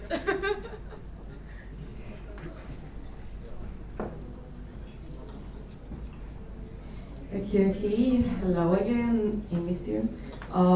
Where do we have the... I know you're excited still about like... I want to talk. My turn. Okay, let's make this quick because like we're running out of time, so... I just want to present you a bit like the National Summer Team Building because like right now we're trying to make the research if there's going to be like enough of the participants for it, so we can know like if it's worthy to start to organize it or not, or like what's the situation from your point of view, because from our point of view, it's definitely worthy to do it. So this is like the info you get like on your emails, like the basic info, so I'm just gonna skip it, okay? It's the most important is like the date and the place. And you might be asking like, where is it? So like you can see it. And maybe now you are just telling yourself like it's in the middle of nowhere maybe, but I was checking the buses and the trains, and like for none of us it would be like probably not more than like just one change with the train or the bus, so literally no excuses, okay? Okay, so here is a bit to the concept. So like of course it's a team building, so there would be like some team building activities and some probably like a workshop for some teamwork on something similar to this. But we also like to include it like and have it like in the topic like an Olympics. So there would be included like some sport activities as well. And of course there's gonna be like some non-sport activities because like not all of us are like fans of the sports. So like of course we're gonna be thinking also about that part of the participants. And for this everything to happen, we would be like opening the call like for the national scene. And this is like a bit about the venue and how does it look like. So on the picture you can see the main menu where would be like the breakfast, lunches, dinners.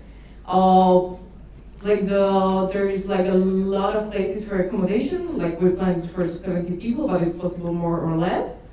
So they're having like a volleyball and a football pitch, and there is like a possibility of opekačka or barbecue or whatever we choose. But it was the most important part. There is water. It's gonna be in August, right? So don't forget to take your swimsuit, okay? This is like the map of the area, like the larger buildings. Like you can see the water in there. I was not lying. Okay, like few more pictures. Like how does it look like? What the cottages and like the bath inside and everything. Like it's that's it.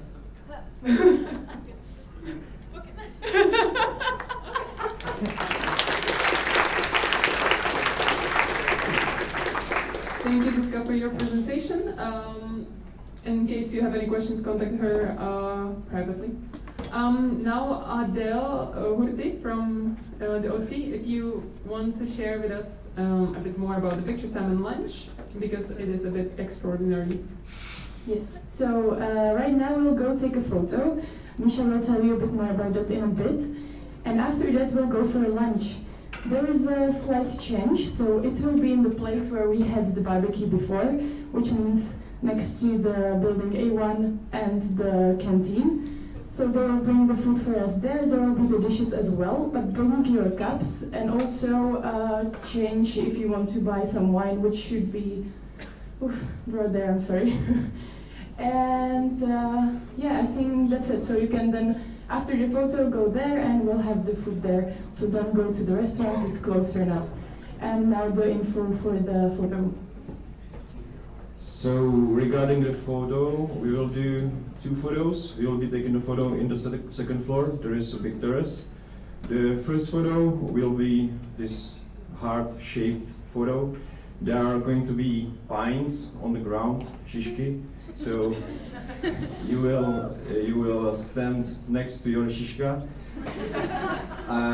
We will do the heart photo, and then we will do one group photo as well with the flags and so on. So yeah, there will be OCs as well, so they will tell you where to stand, what to do. So please don't kick to the shishkas. So everybody knows where to stand, and yeah, that's it. So the second floor, and right now we're going there. Excuse me, a quick one. The place is about 7 to 10 minutes away, like where we are gonna have lunch. So for you to be back at 14:15, it means to start slowly, starting walking around 2:05. Okay, please just be mindful of this. There is a question from Stepanka. Can we leave our stuff here? Yes, we can leave our stuff here, and see you back at 2:15. Thank you. Yay!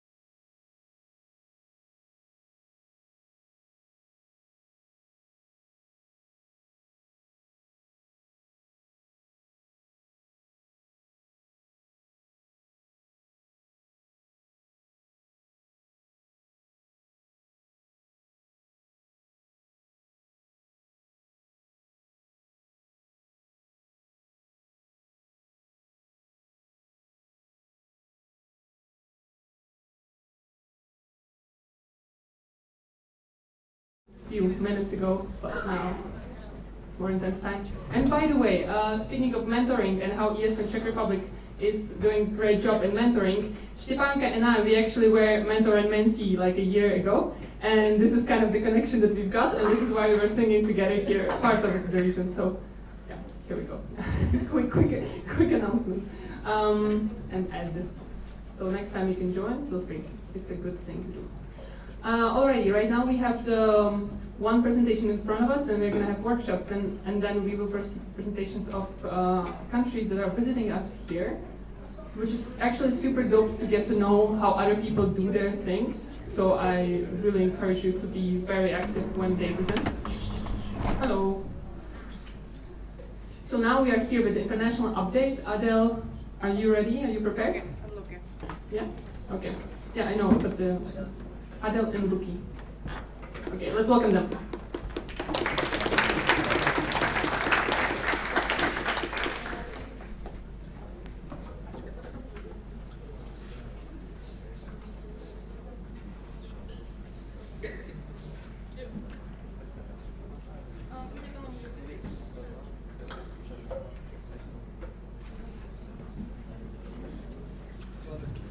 One, two. Beautiful. There are still people coming. So let's give it a moment. All right, beautiful people. So I hope you enjoyed lunch. I hope you didn't get sunburned too much. Hello to Matt. I'm very glad you're still not sleeping. Okay, so we are here to give you a very short update from the international level. You know, the most important thing, I will start with something different. A huge achievement of ESN CZ and of our international students, because this weekend the international round of Erasmus Games is taking place in Coimbra, in Portugal. And one of our teams for basketball actually went there, and if I'm not mistaken, today they won the third place. So, woo! Yay! Very proud of our international students. And now, one of the most important things from the international level that happened in the past days is, of course, General Assembly. Many of you may remember the discussions we had before the event, but now we are coming to present the results. So, Luki, would you like to start? Yes, I would. So very quickly, there were a lot of proposals and amendments to proposals. First of all, the action plan for the International Board for the years 2022 and 2023 was approved. Also, the budget amendment was approved. The only thing that was in the proposal, there was about fee waiver for ESN Ukraine and ESN Russia because of the current situation and crisis.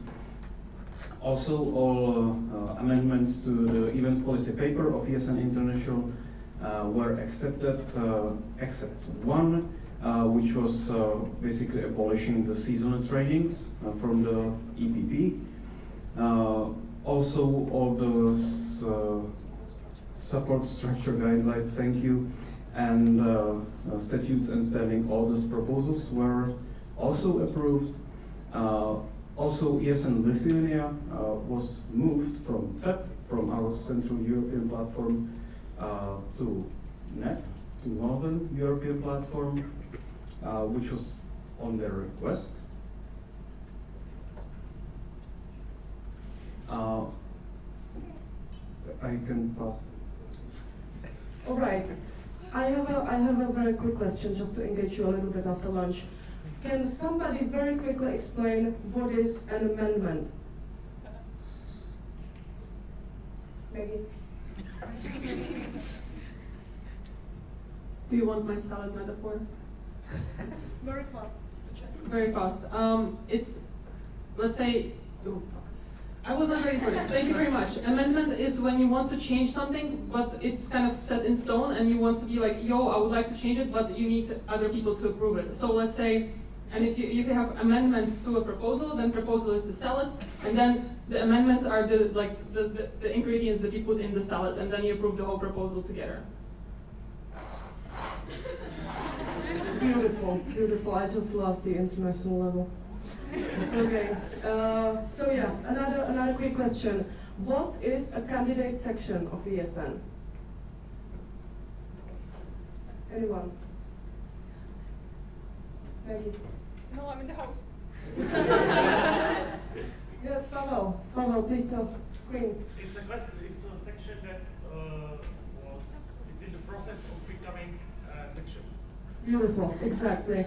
This is a student club that needed to be approved in order to become a full member of ESN. Right. So we do have now 3 new candidate sections. The first one is ESN Skopje candidate sections. So far they cannot use the ESN visual identity as such, but they need to use the candidate section. So this is the first one. Then another one is ESN Podgorica. Beautiful achievement. It's been a few years since ESN International has been trying to get this one, and finally we managed. And the last one is ESN Almaty candidate section. So hopefully for the next GA we will have 3 new countries joining the ESN family.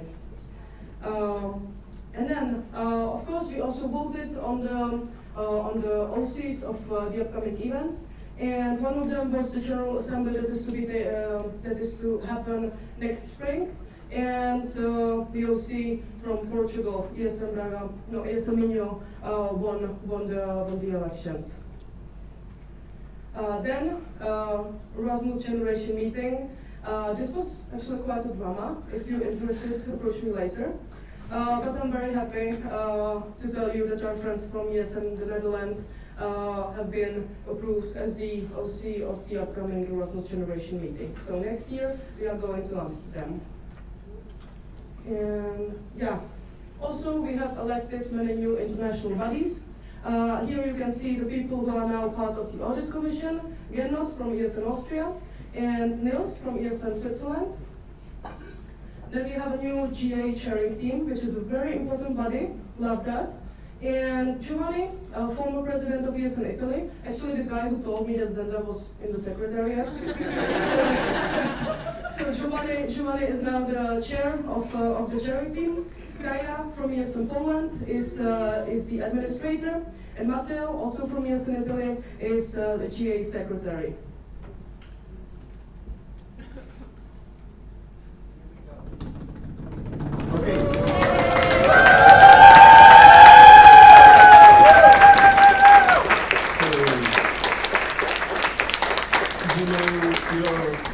You know your current national board. You already met your candidates for the next national board. Now we are introducing the international board. Because even though it might surprise you, there are also people out of meat and bones, just like we are. Actually, can anyone who met in person a member of the IB raise a hand? Might be wrong. Okay, so IB, the international board, that was one of the most important votings that took place during GA in Zagreb. And we, as ESN-CZ, are facing a very historical moment, because the first ever not only candidate but a member of the IB from ESN Czech Republic was Markéta Joková back in 2008. She ran first for vice president, and then she became president of ESN International. Then in 2014, Adam Farník, Markéta Joková was from ESN Vysoké Prague, and Adam Farník was from Ostrava, from ESBTO. And now, please, huge round of applause for Adels Mikalova from Brno.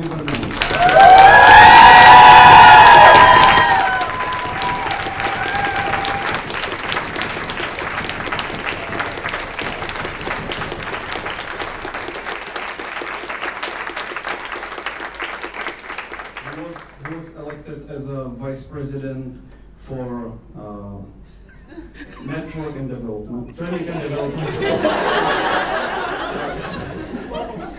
Okay, you can shoot me after the program. To stress this achievement even more, it's the first person to ever take this position, since it's a new position, so it's a historical moment, not only for ESN Czech Republic, but for the entire ESN international network.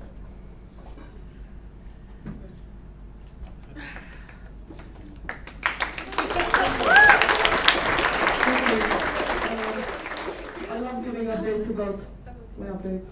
But thank you, Luca, thank you everyone. For those who have attended EGM Portugal in 2022, this year, right?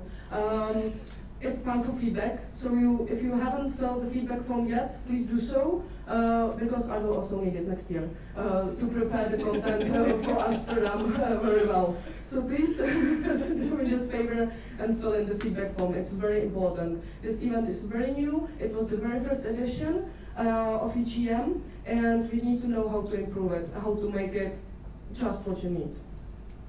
And then ESN volunteer survey, yet another survey. You love surveys, right? Right.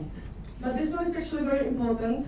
This is the survey that we do in ESN every year, that is especially for ESNers. It doesn't take you much time, and it actually serves as a very nice reflection.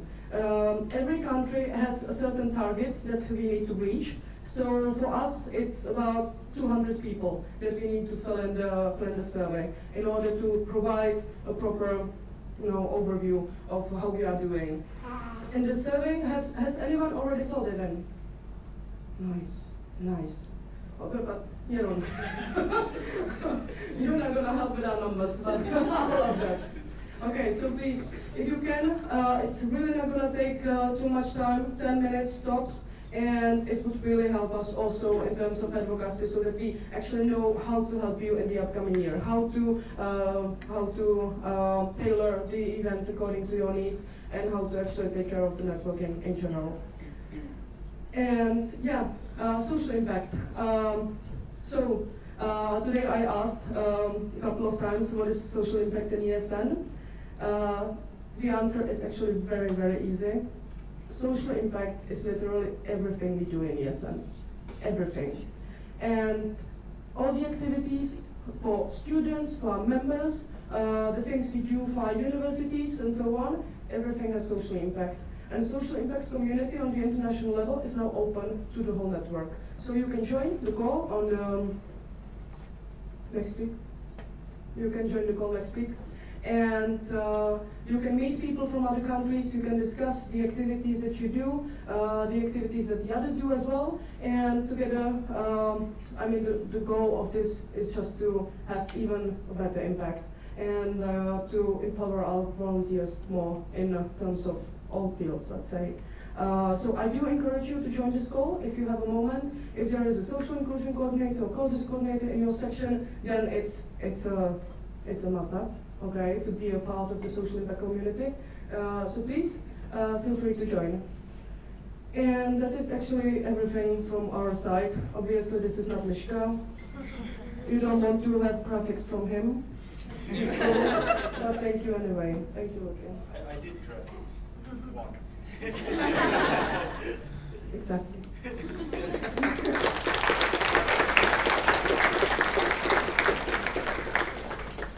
Yes, there's a space for questions. Does anybody want to ask a question?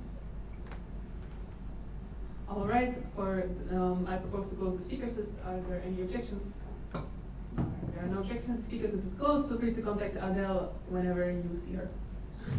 Thank you, Adele, and congratulations. Woo!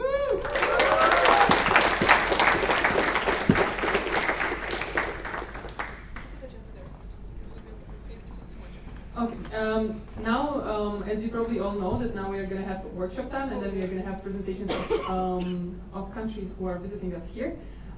So, back in the we couldn't come up with a better time, right? So, we will meet back in the plenary room at, I've received this feedback already, at 16:08. So possibly start walking here at 05, so you can make it on time. Okay, workshop holders, I think they are waiting for you already in the rooms. The allocation of you, if you don't remember where you are, you can find it in the agenda. Wait, don't move still. You're already kind of like, I can leave. Hold on. So the rooms are in the agenda. Okay, if you are going to be looking for them, it's the same rooms as yesterday, so the third floor. Are there any questions, anything that you need to clarify, anything I can help you with right now? All right, so let's meet back we start at 4:08. Adele, you would like to say something? After me? Okay, so let's stay. Okay, Adele, the floor is yours. Sorry, I forgot to mention. That's okay. Okay, regarding the workshops, I forgot to tell you one important thing, and that is that our very nice partner from KPMG did not make it eventually. That's why we are changing a little bit the content of the workshop.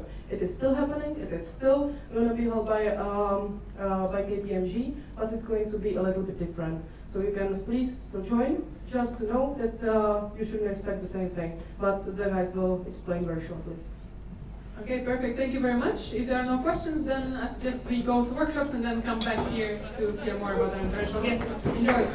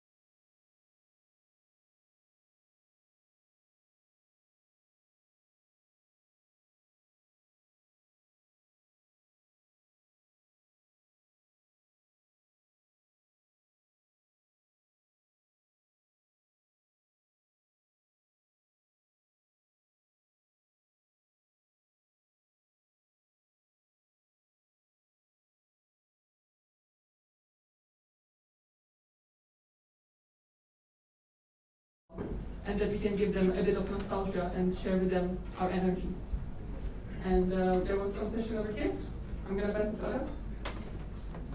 All right, so here we were supposed to have a workshop about the international level of ESN. However, we had a very nice discussion at the workshop.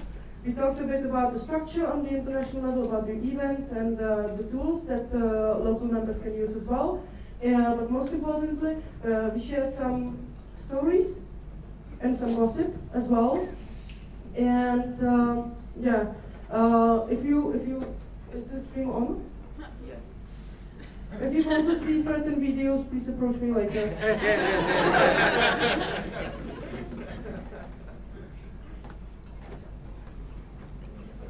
So I really hope that there wasn't any issue in this gossip, to be honest, but with you I never know. So in the Let's Turn It Over workshop, where we try to use the high turnover of ESN as an opportunity to the network, we realized that ESN Czech Republic has a lot of things to offer, that the sections individually have a lot of mechanisms to make them stronger, and that if they exchange all of those mechanisms and get more in touch with each other, that you can actually do even greater and even better. So that's what I'm encouraging you to do right now.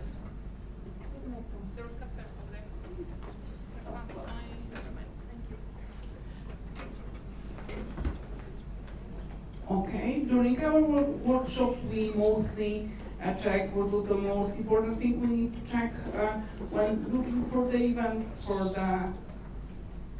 the evaluation of the events, we gathered some ideas and checked and showed ourselves the most important things you need to do in order to make the best data sets for the future, either future analysis on making reports and actually checking what went wrong on the big data with RNA and the B.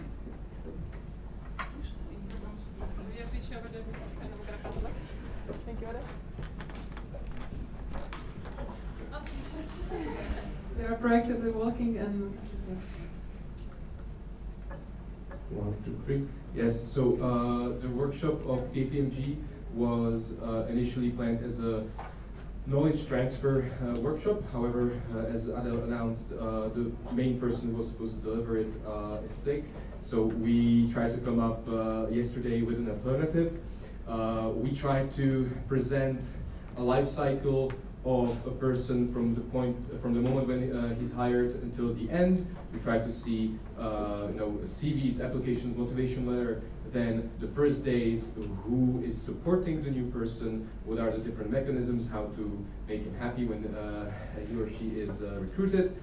Then we talked a bit more about what consulting is, and at the end, we were talking about fluctuation, whether it's good or bad, and ways how to retain the knowledge, and how to basically do the opposite of hiring. I don't think it's firing, but like the out interview, outer view. Yes. And as you know, you can see everyone who attended which workshop, so then you can also, if you would like to get to know more information about each of the sessions, you can also approach those people who are in the agenda, right, in the sheet.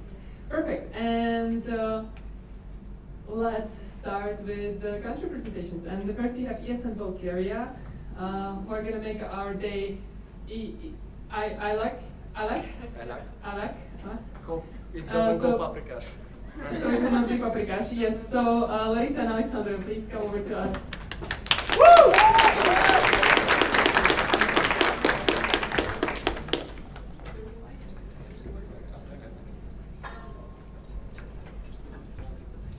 Okay, so thank you for the invitation. Thank you to the OC for the great organization about the National Assembly. So yes, we're in Bulgaria. No. So this is where we are. We are 11 sections. We were established in 2008.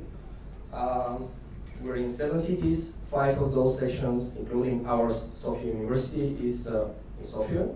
And we are in Lodi, Veliko Turnovo, Varna by the sea, Ruse by the New River, Svištov also by the New River, and ESN Albeđiju, which is American University in Volgograd. Currently we're like around 70 active members. This is our national board. Maybe you know them from international events, like those of you who have been. A fun thing, Umut is actually from ESN Turkey, but he joined our section just so he can help us develop our website, because it's just too dry, and we need to do something a little bit more about that. These beautiful ladies are our audit commission. Something I want to share more about what we do in Sofia. So we have something like a 6th section there, but it's not an official one.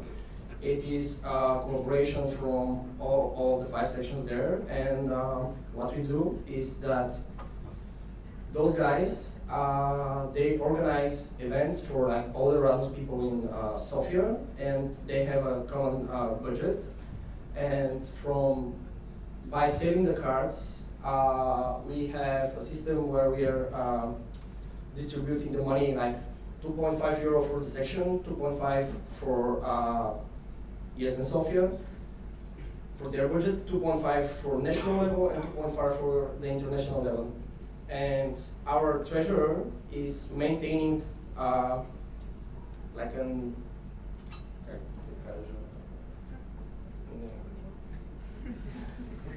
I just forgot it. Yeah, so we have something like an institution where all these monies are collected, and when we want to go to an international event, we can apply for funding. So just like every semester, we gather some money from the cards, and when it comes to going to like other national assemblies or international levels, everybody can apply and get some funding. So this is why I'm here, because I got funded from that budget.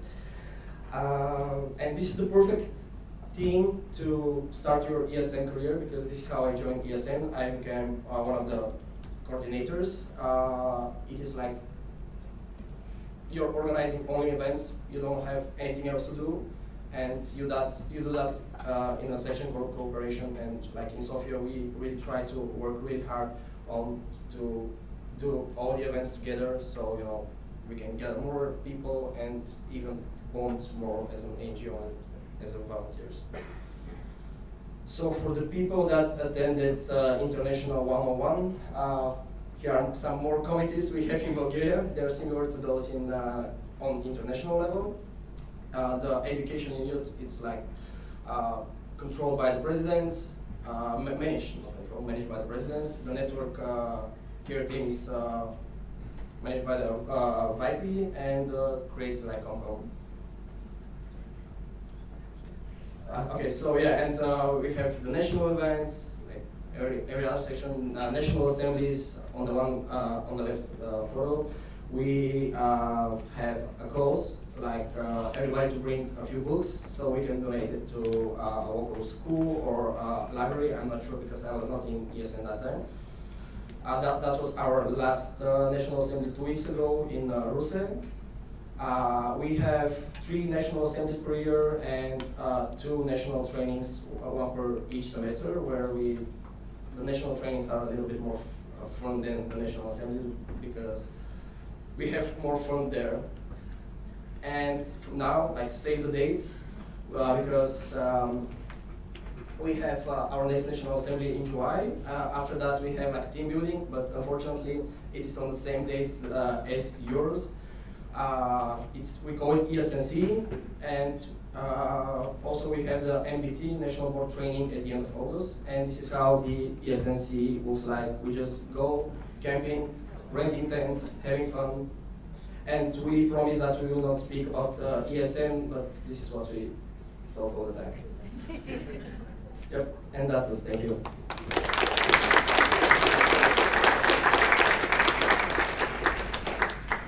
Any questions? Yeah, thank you very much. I'd like to open the speakers list for the questions. There is one in the back. Yes? The vice versa, over there. The first question was that way. And then was the second one back.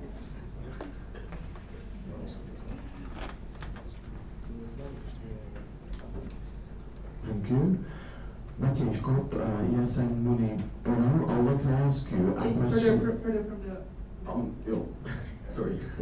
I would like to ask you a question. I really love Bulgaria. I was there last year for summer holiday, and therefore I assume it's really a popular destination. And And what is the most frequent nationality of Erasmus students that come to? Okay, I think it's going to be either Spanish people or French. It's mostly Spanish people. But like, I think we have the diversity, but 40% of them are probably Spanish, or maybe 50% of them, with which we speak really hard. Okay, thanks. Thank you. There was the second question was there, and then the third one was over there. The second, there. Thank you.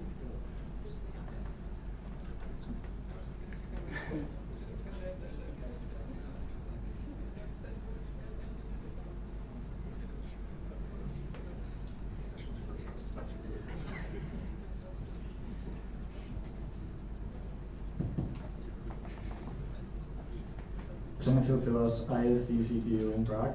I would like to ask about the cooperation in Sofia.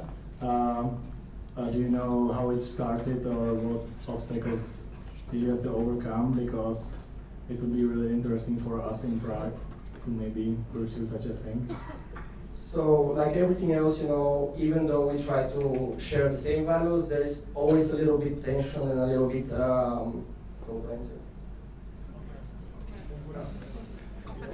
yeah, we're like in competition, thank you.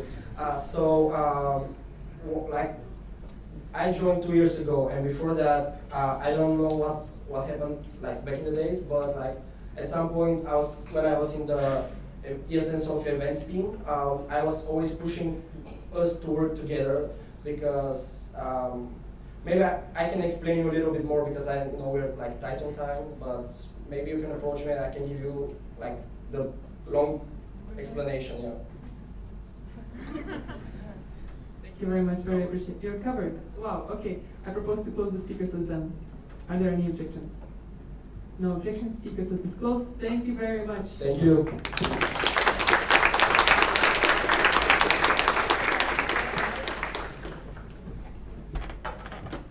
And now there is MT presenting ESN Austria. Welcome to the stage.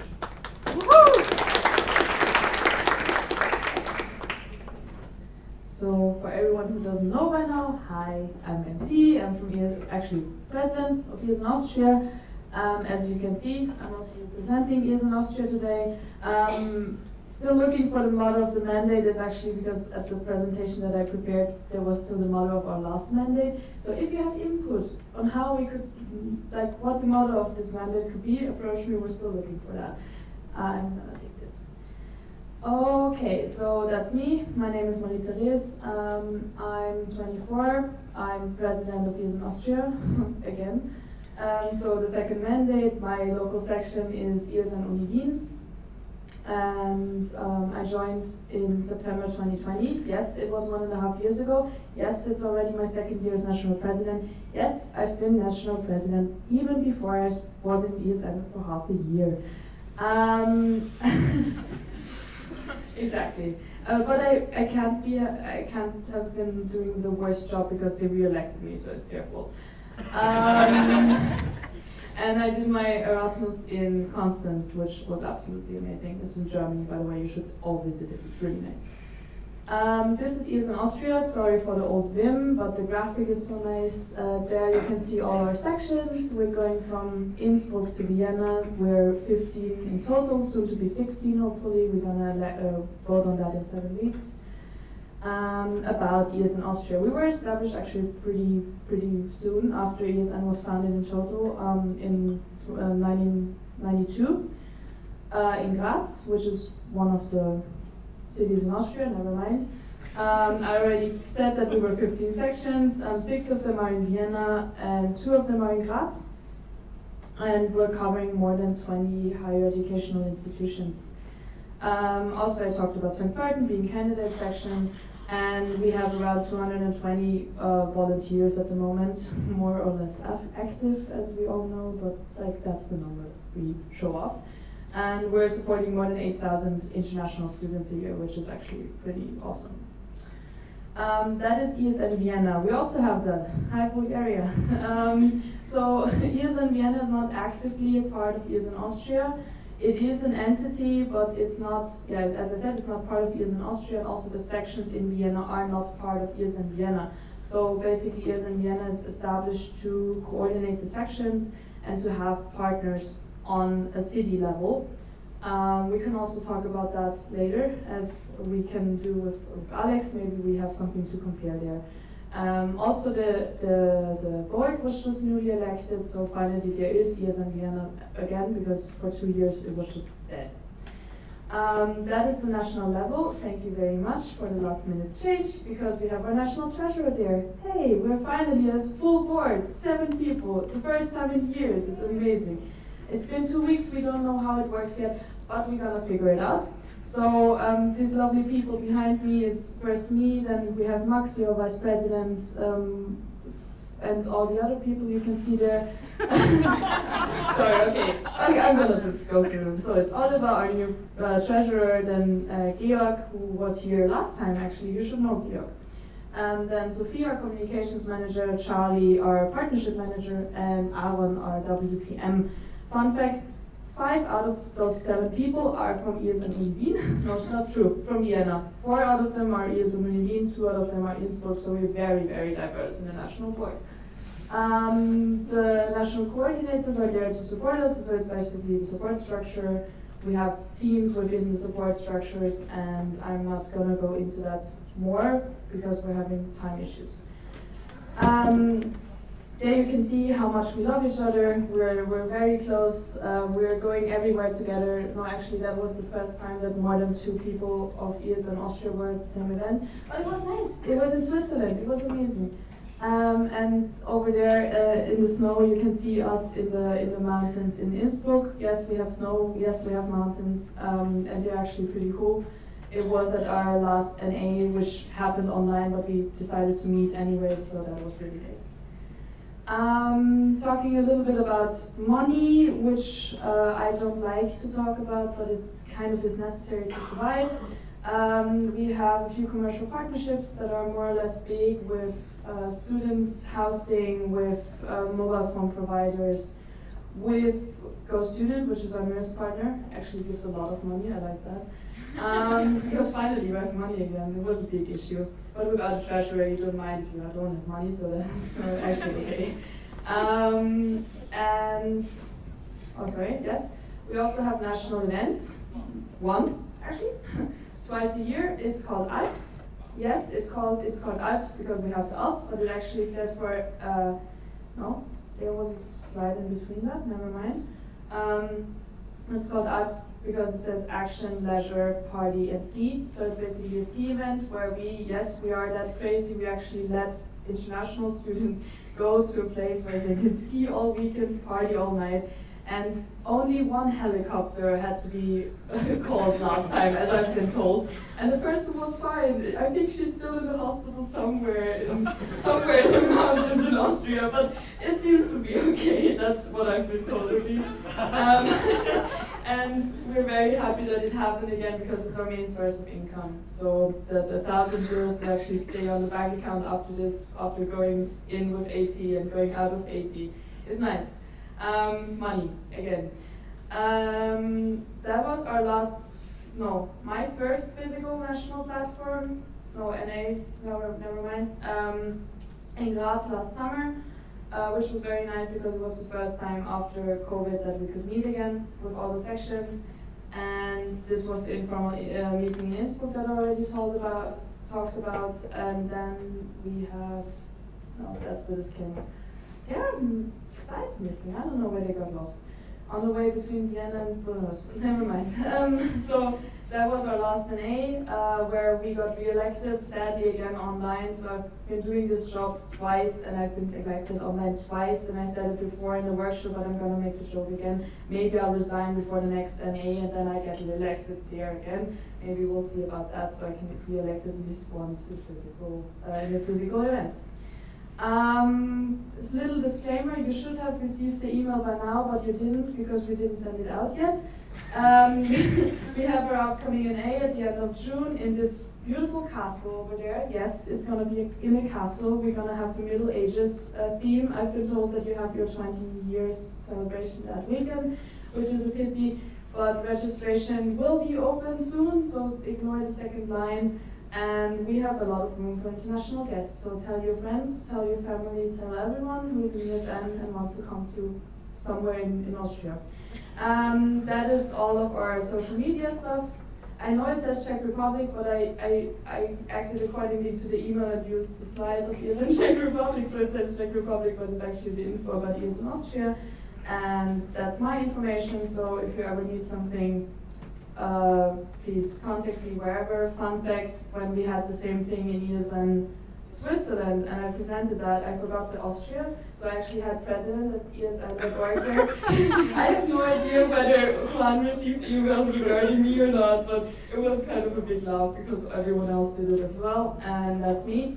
I'm gonna stop talking now because I did that too much already, and thank you very much. If you have questions, Maggie's gonna open the speakers.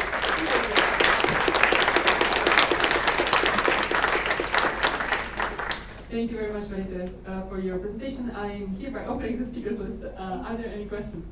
There is one. Can we please pass a microphone to the back? Which one, mine? You always seem to be on the great side of the room. Yeah, on the completely opposite side. You can also just shout and I'll repeat your question, maybe that might be Okay, Sure. I've got the same question. What is the most frequent nationality of Erasmus students? Okay, so like in Austria we have a lot. Repeat the question? Sorry. Okay, so our most frequent Erasmus students nationality, that was actually correct English, I think, is most of them are from Germany, well, Spain and France. But last semester, or this semester actually, we had a lot of Finns, which kind of confused me, at least in my section. But yeah, mostly people from South and Germany. For some reason, they want to come to us. I mean, I went there as well, so I think it's fair. But yeah, that's the answer. Thank you very much. Are there any other questions in the room? Okay, there are no questions. I propose to close the speakers list. Are there any objections? There are no objections to close the speakers list. Therefore, the speakers list is closed. Thank you, Marie-Therese. Thank you.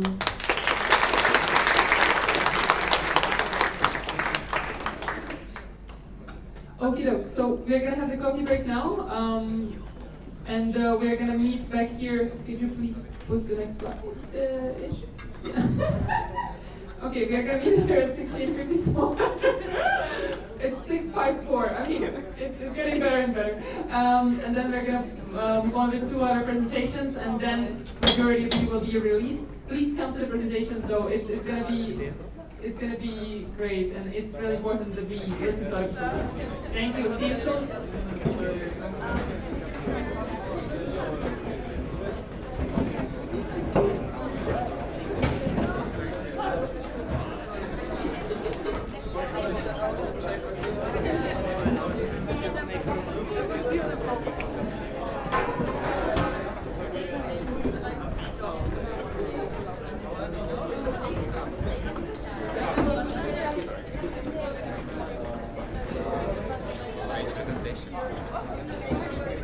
I mean, they are always the same. The content presentations are always the same thing. This is so fun.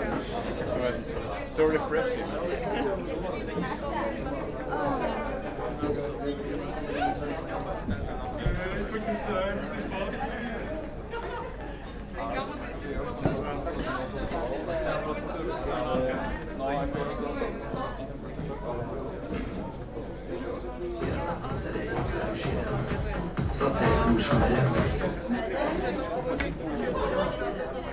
Stace Takže si nedávám pozor, že příště otázky. Tak to pár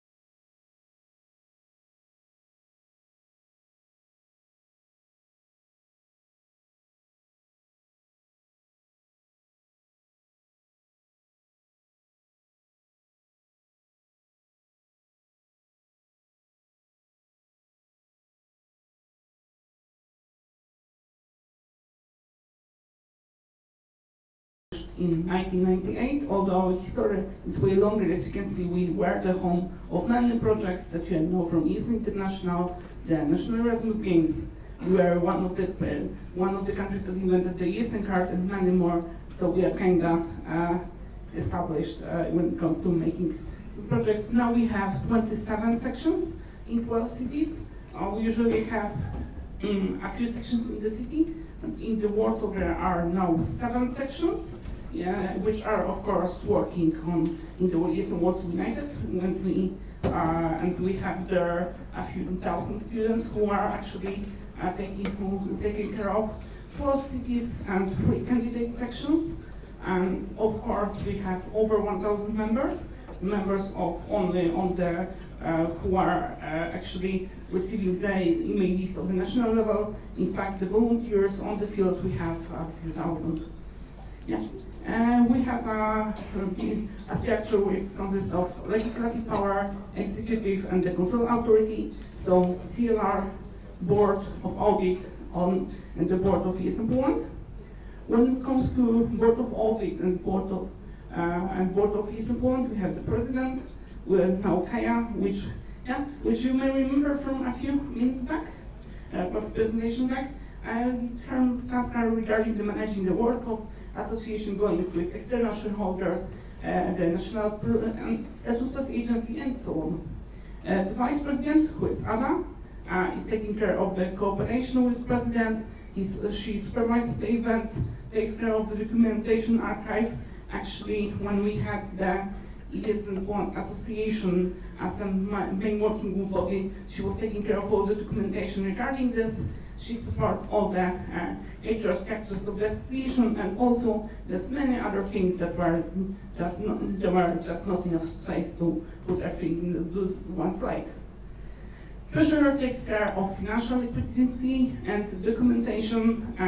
She's contacting the accounting office, preparing the budget, doing everything we need to do to make ourselves legal and make our cash the best possible, mostly in flawless state. We have a project manager who takes care of all the projects. You can see we have some projects that are new, which are new to the people outside of ESN Poland, because those are our projects embedded in Poland, but we also, of course, take care of the projects which are done by ESN International. A communication manager, she's preparing the communication strategy, taking care of external communication, monitoring social media trends, and also is active on the national level, on the international level. So if you are more into this, you maybe have heard of her. Yeah. And we have just 5 members of the board, which is quite small compared to other countries. We have also functioning and well-established board of audit with 3 persons, including myself, and our main goal is to make sure that everything works smoothly when it comes to cooperation with the board. When it comes to our projects and structures, we have 8 committees. Those are working for the PR, IT, FR, HR, the finance committee, so more of the taking care of how everything is being established when it comes to the finance, network team, R&D team, so all the things related to data and so on, and the legal group. We have also lots of other supporting structures, national coordinators working with the supporting structure of their own. So, for example, the training coordinator has their team. We have the ESN card, NEG, International Jobs in Poland, Discovery Group, Partnership Manager, Education Youth, and so on. I would like to mention, because maybe some of you haven't heard of the national projects we have in Poland. This is the Discovery Europe, which is an international photo competition. It's organized yearly since 2003. It's usually equipped with multiple media patronages. Usually there are some government patronages included, so maybe the Ministry of Education or something like that. It depends there. And we had over 5,500 entries submitted in 2021. Yeah. International Jobs in Poland is a project which is more focused on the employability. It provides webinars, articles regarding working abroad, related to job searching. We are now focused also on hitting this on one-off because it is a great thing and we would like to promote it further. Yeah, our structure is kind of very well established. There are small changes to that, but you can see we even have a map with all the structure. It's in Polish, but I believe maybe something will be understandable. Yeah. Regarding the secretariat, we have 3 part-time employees in an office. 1 employee is for the administrative staff, 1 is for financial, and 1 takes care of our online distribution system of the ESN cards. And also we have an office in Warsaw where we store documents and our employees can work because they are free to use the hybrid mode or just work absolutely remotely, but they need to come to the office one time, collect posts and everything. Yeah. We have statutory meetings, so NA, CLR, and extraordinary CLR. Actually, our NA is next week, so I'm going straight from this, through the Czech Republic, I will be going to our NA. We have the CLR, which is something like, I heard you have the smaller NA, and the extraordinary CLRs, which are announced when there is a reason. Basically, most of the time is because we are lacking new board members and we need to fill the spots. And next event we'll have a special event during the NA because we will liquidate ESN Poland, and this allows us to make a full transition to the ESN Poland Federation. This is the move we have been waiting for since 2019, and it will be great. Yeah. Some of you have heard, for example, for the ESN upgrade, which is twice yearly event devoted to trainings, and this is a very cool thing because many people are from this event onto the national board or local boards, because you have this is one of the most important events for us because many trainers, external ones, and usually mostly the best ESN trainers, and they are usually, it's a privilege to be there because the places are limited.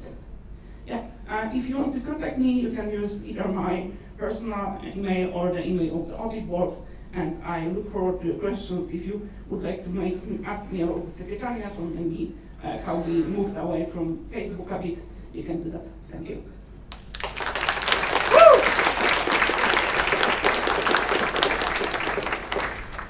Thank you very much. Now there is time for questions. I'm hereby opening the speakers list. Would you like to ask something? Okay, Ms. Denie.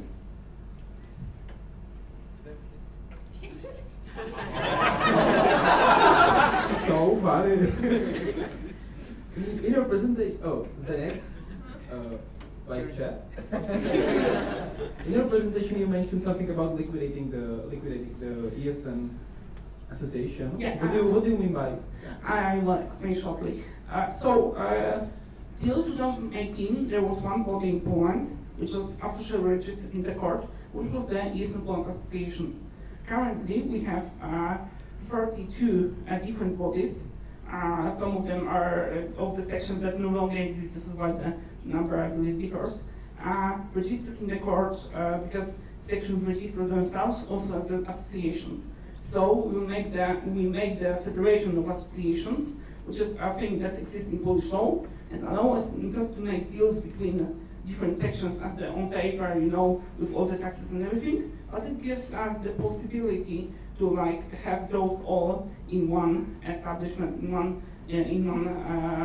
thing, and therefore the ESN Poland Association, which we used before, is obsolete, and we don't need it, and we want to close it to have a clear view on that. So it's funny because we actually have to liquidate the ESN Poland. Okay, thank you.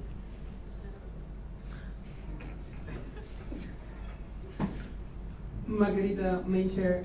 Is this because the ESN review came along and did it speed up the process of? No, this is not because of the ESN review. We managed to register all the sections due to the fact that it's better to be registered in Poland. because it allows us to actually make deals with companies and etc. Making a deal or doing anything with the company or with students while being not registered in anything else. The register of the student groups at the university makes a lot of problems because all the payments, all the things related to cash should be done by the university and everything is connected to that. Also, this operation allows us to actually make the correct things regarding the law regarding the eSIM cards. So this is also a feature which was in place because we changed that. Thank you. Are there any more questions? I therefore propose to close the speakers list. Now, are there any objections? The speakers list is closed. Thank you very much, Kasper. Thank you.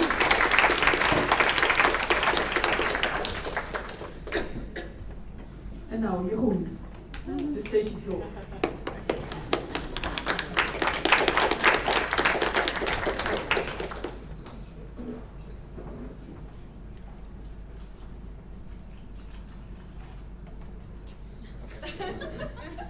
Stage is fine, but the screen is not, so.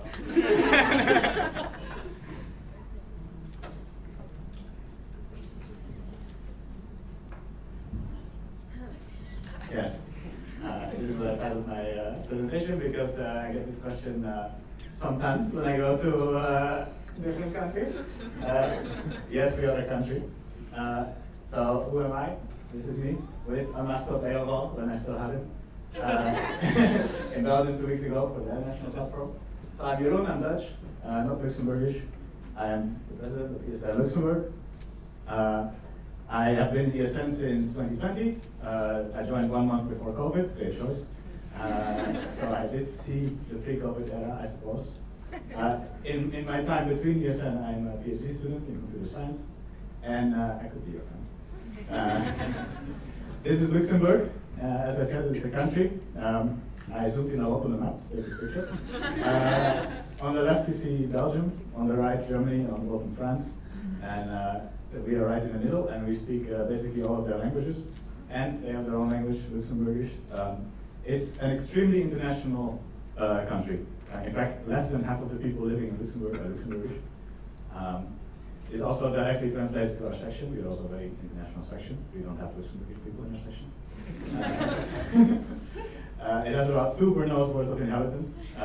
It's about 600,000. It's tiny, yes. It has very nice nature, and it has a very nice ESN section. And it has very nice castles, here you can see. This is Jan Castle, it's one of the most famous ones. It also has a very nice university. This is the library of the university. They have money. The university was founded in 2003, so very young. It has now already 63 programs, 14 of which you need to speak 3 languages to follow. So that would be French, English, and German. They have about 7,000 students, and probably a good chunk of them are international, but they don't all come to our events. We have about 200 incoming exchange students per semester, and about 600 outgoing. And the reason actually there are so many outgoing is because mandatory Erasmus in most of the programs. So I think this is a good, yeah, exactly. So what is ESN Luxembourg? We are a local section, a national section, very good. We are a team of 17, so quite a decent size. We're helping students, and we are robbed of our mascot. So this is an old picture, but I still have it, this layover. This is me and my vice president. I forgot to include a picture of my board. Not very nice, I guess. But I also have a treasurer and a secretary. They are also very nice. And here you can see some of the things we do. Well, you can see, for example, on the top left, there's the castle in the background that I showed you before. We visit sometimes the European Commission, so we can show we are in Europe. You know, some people forget. On the right, you can see the largest waterfall of Luxembourg. It's not a joke. And yeah, and the bottom left actually is my baby event. So to join the section for us, you need to organize one event, and I organize the city tour. and now every semester I organize the city tour. That not because I have to, but because I really, really want to. Yeah, and that was all enough to show you.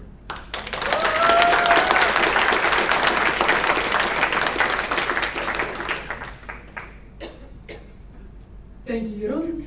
Are there any questions? I'm opening the speakers list. There are, oh wow, 2 questions already. Okay, so there are 2 questions from Martin. There is Maria, then Adele, and then we go to Veronica. Hello, Martin, SPTO.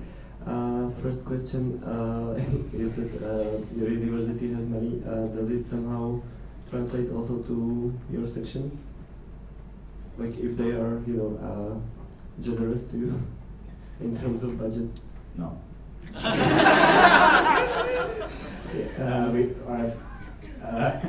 So we don't have, I would say, the status that some sections have. We don't, for example, get funding to go to a team building or something like that. We have to fund it ourselves. We get administrative funding of 600 euros a year to finance the legal costs and stuff like this, bank account. That's what we get from the university. And if we do something that has a cost attached to it, then sometimes we can convince the university to pay for things. Thank you for being so specific.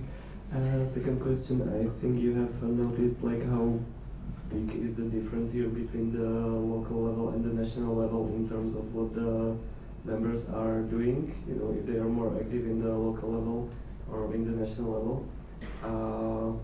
In your special case, which level would you say you are more attracted to, or do you try to find some balance? Well, yeah, in the end we have to find a balance. Of course, we do interact with ESN International as a national section, so that gives us opportunities to go to certain events, to attend certain community meetings and stuff like that. I think I would self-identify as about 90% local president, 10% national president.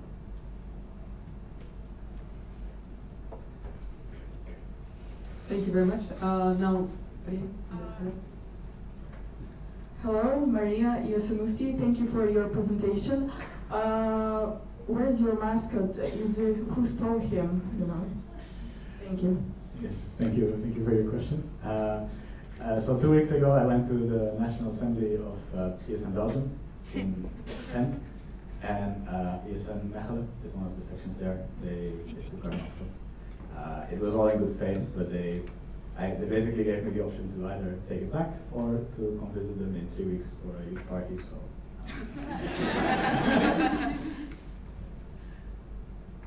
Thank you very much. And now, it was Maria, Adele? Covered by Marit. Okay, covered. Then we moved to Veronica, yeah, right? There was no other question. Yes. Were there any other questions? Are there any other questions? I hereby propose to close the speakers list. Are there any objections? The speakers list is closed. Thank you. Veronica, you can proceed with your question. Okay. Hi, Veronica, ESN Biolomont. It was written there that you have 17 members. Like, is it like 17 members like of the national team, or like is it like how many board members do you have and how many like active members do you have? Because as I was like at the international event, I have seen that like for example ESN Switzerland, they have like 15 people in the national board, which is super crazy for me. So like yeah, is it also like some kind of like anomaly, we can say, or yeah. Yeah, so it's actually very difficult to distinguish what is national level and local level in Luxembourg. We consider if you look on, for example, accounts.esn.org, you will see that we have a national board of 4. It's also our local board of 4, which is president, vice president, secretary, treasurer. And then we have, of course, board support, but we didn't want to make them board because then we have to change our statutes again.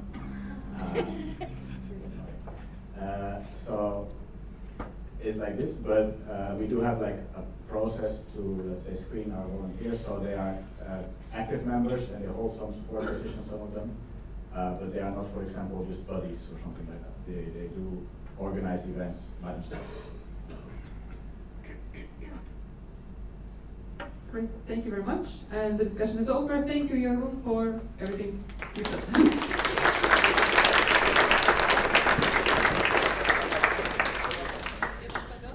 Lucy, would you like to say something?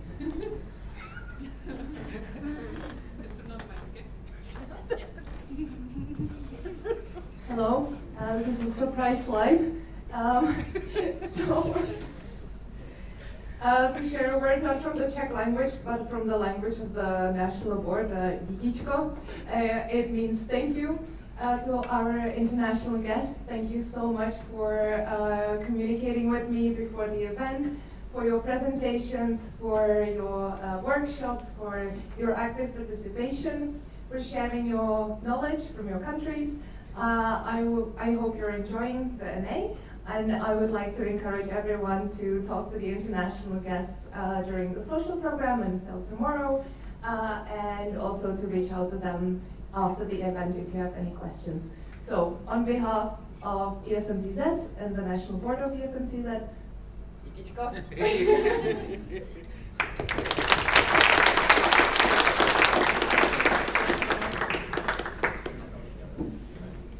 Thank you very much.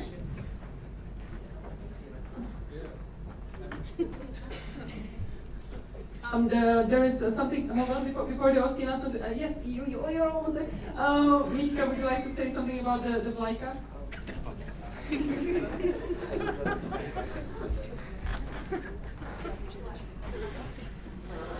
Okay, do you hear me well? Great. So I have a little announcement for you. As we have few traditions, especially for the OCs during the NAs, I brought the ESMCZ flag. So I will bring it to the camp party. So if you would like to leave some beautiful note, comment, whatever, just hearts or smileys, yes, stars, it's up to you. You can use the flag. We will bring some markers, or you can use yours. And the flag will be at your disposal during the camp party, and also during tomorrow's program as well. So thank you very much for your help, contribution.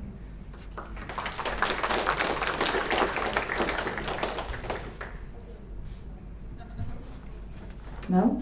Okay. We'll bring the flag to the after party, so you'll have time to write your notes. Okay. So I have a few things to tell you from the OC side. Firstly, it's about the accommodation. I believe all of you who are concerned already got a message, but the people that are living in the A3 should check out by 11 o'clock in the morning tomorrow. So you can also leave your stuff at the reception. I think it would be better to do it before you come to the plenaries, because I don't think you'll have that time afterwards, so do it before you come here tomorrow in the morning.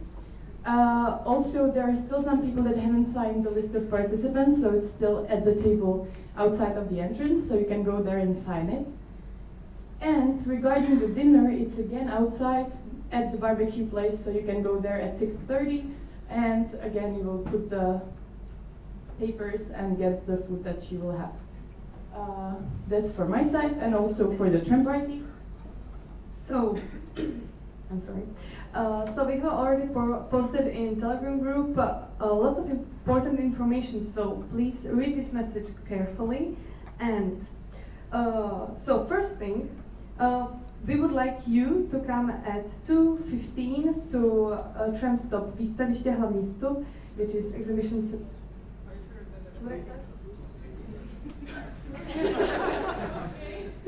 No, 2015, obviously. But the tram is leaving at 8:30. So we really need to be quick, and all of us need to be there. And there's lots of us. So we would like to encourage you to join one of our OC members at the meeting spot at A1 and at 8, and you will together go down. So as a group, you can come and you don't have to think about way or anything, and you will be there on time. So because the dinner is here, you will hopefully have enough time to eat, get ready, get a little bit of rest, and get excited about the evening. So, otherwise, what is also important, if you have knickknacks or some reusable cups with you, please bring them with you, because we really don't want to have any disposable ones. But also we will provide some reusable cups, but for a fee of 50 crowns. Like deposit, thank you. besides of that, you will need a bracelet. I believe that there might be some people who already lost it. If so, approach some of the OC members and we'll give you other ones at the spot. But we will have security which are going to really control them or like take care of it so that only us, only the participants are joining our event. Then, if you haven't broke it yet, then bring your koštovačka, which is a shot glass from the welcome tent. It might come in handy. Then also, as you have seen, the folklore theme is all around the place. So also in the trip party, we will have lots of decorations, and it will be lovely if you come decorated as well. Some flowers, something beautiful is just enough. And bring some cash. We don't take cards because there is bad internet. And also, so that was from the side what you should bring, but then we would also kindly like to ask you not to bring your own alcohol, and also don't bring bad mood, we don't like that around here. So, that's about it. Yes, if you have a question, the after party is at Art Bar, and the important thing is, we will come at one tram stop all together, and we will have OC members who will bring you to the after party, so you don't have to go by yourselves, you don't have to get lost nor anything, so just like wait for OC people who are going to be very visible and just join them.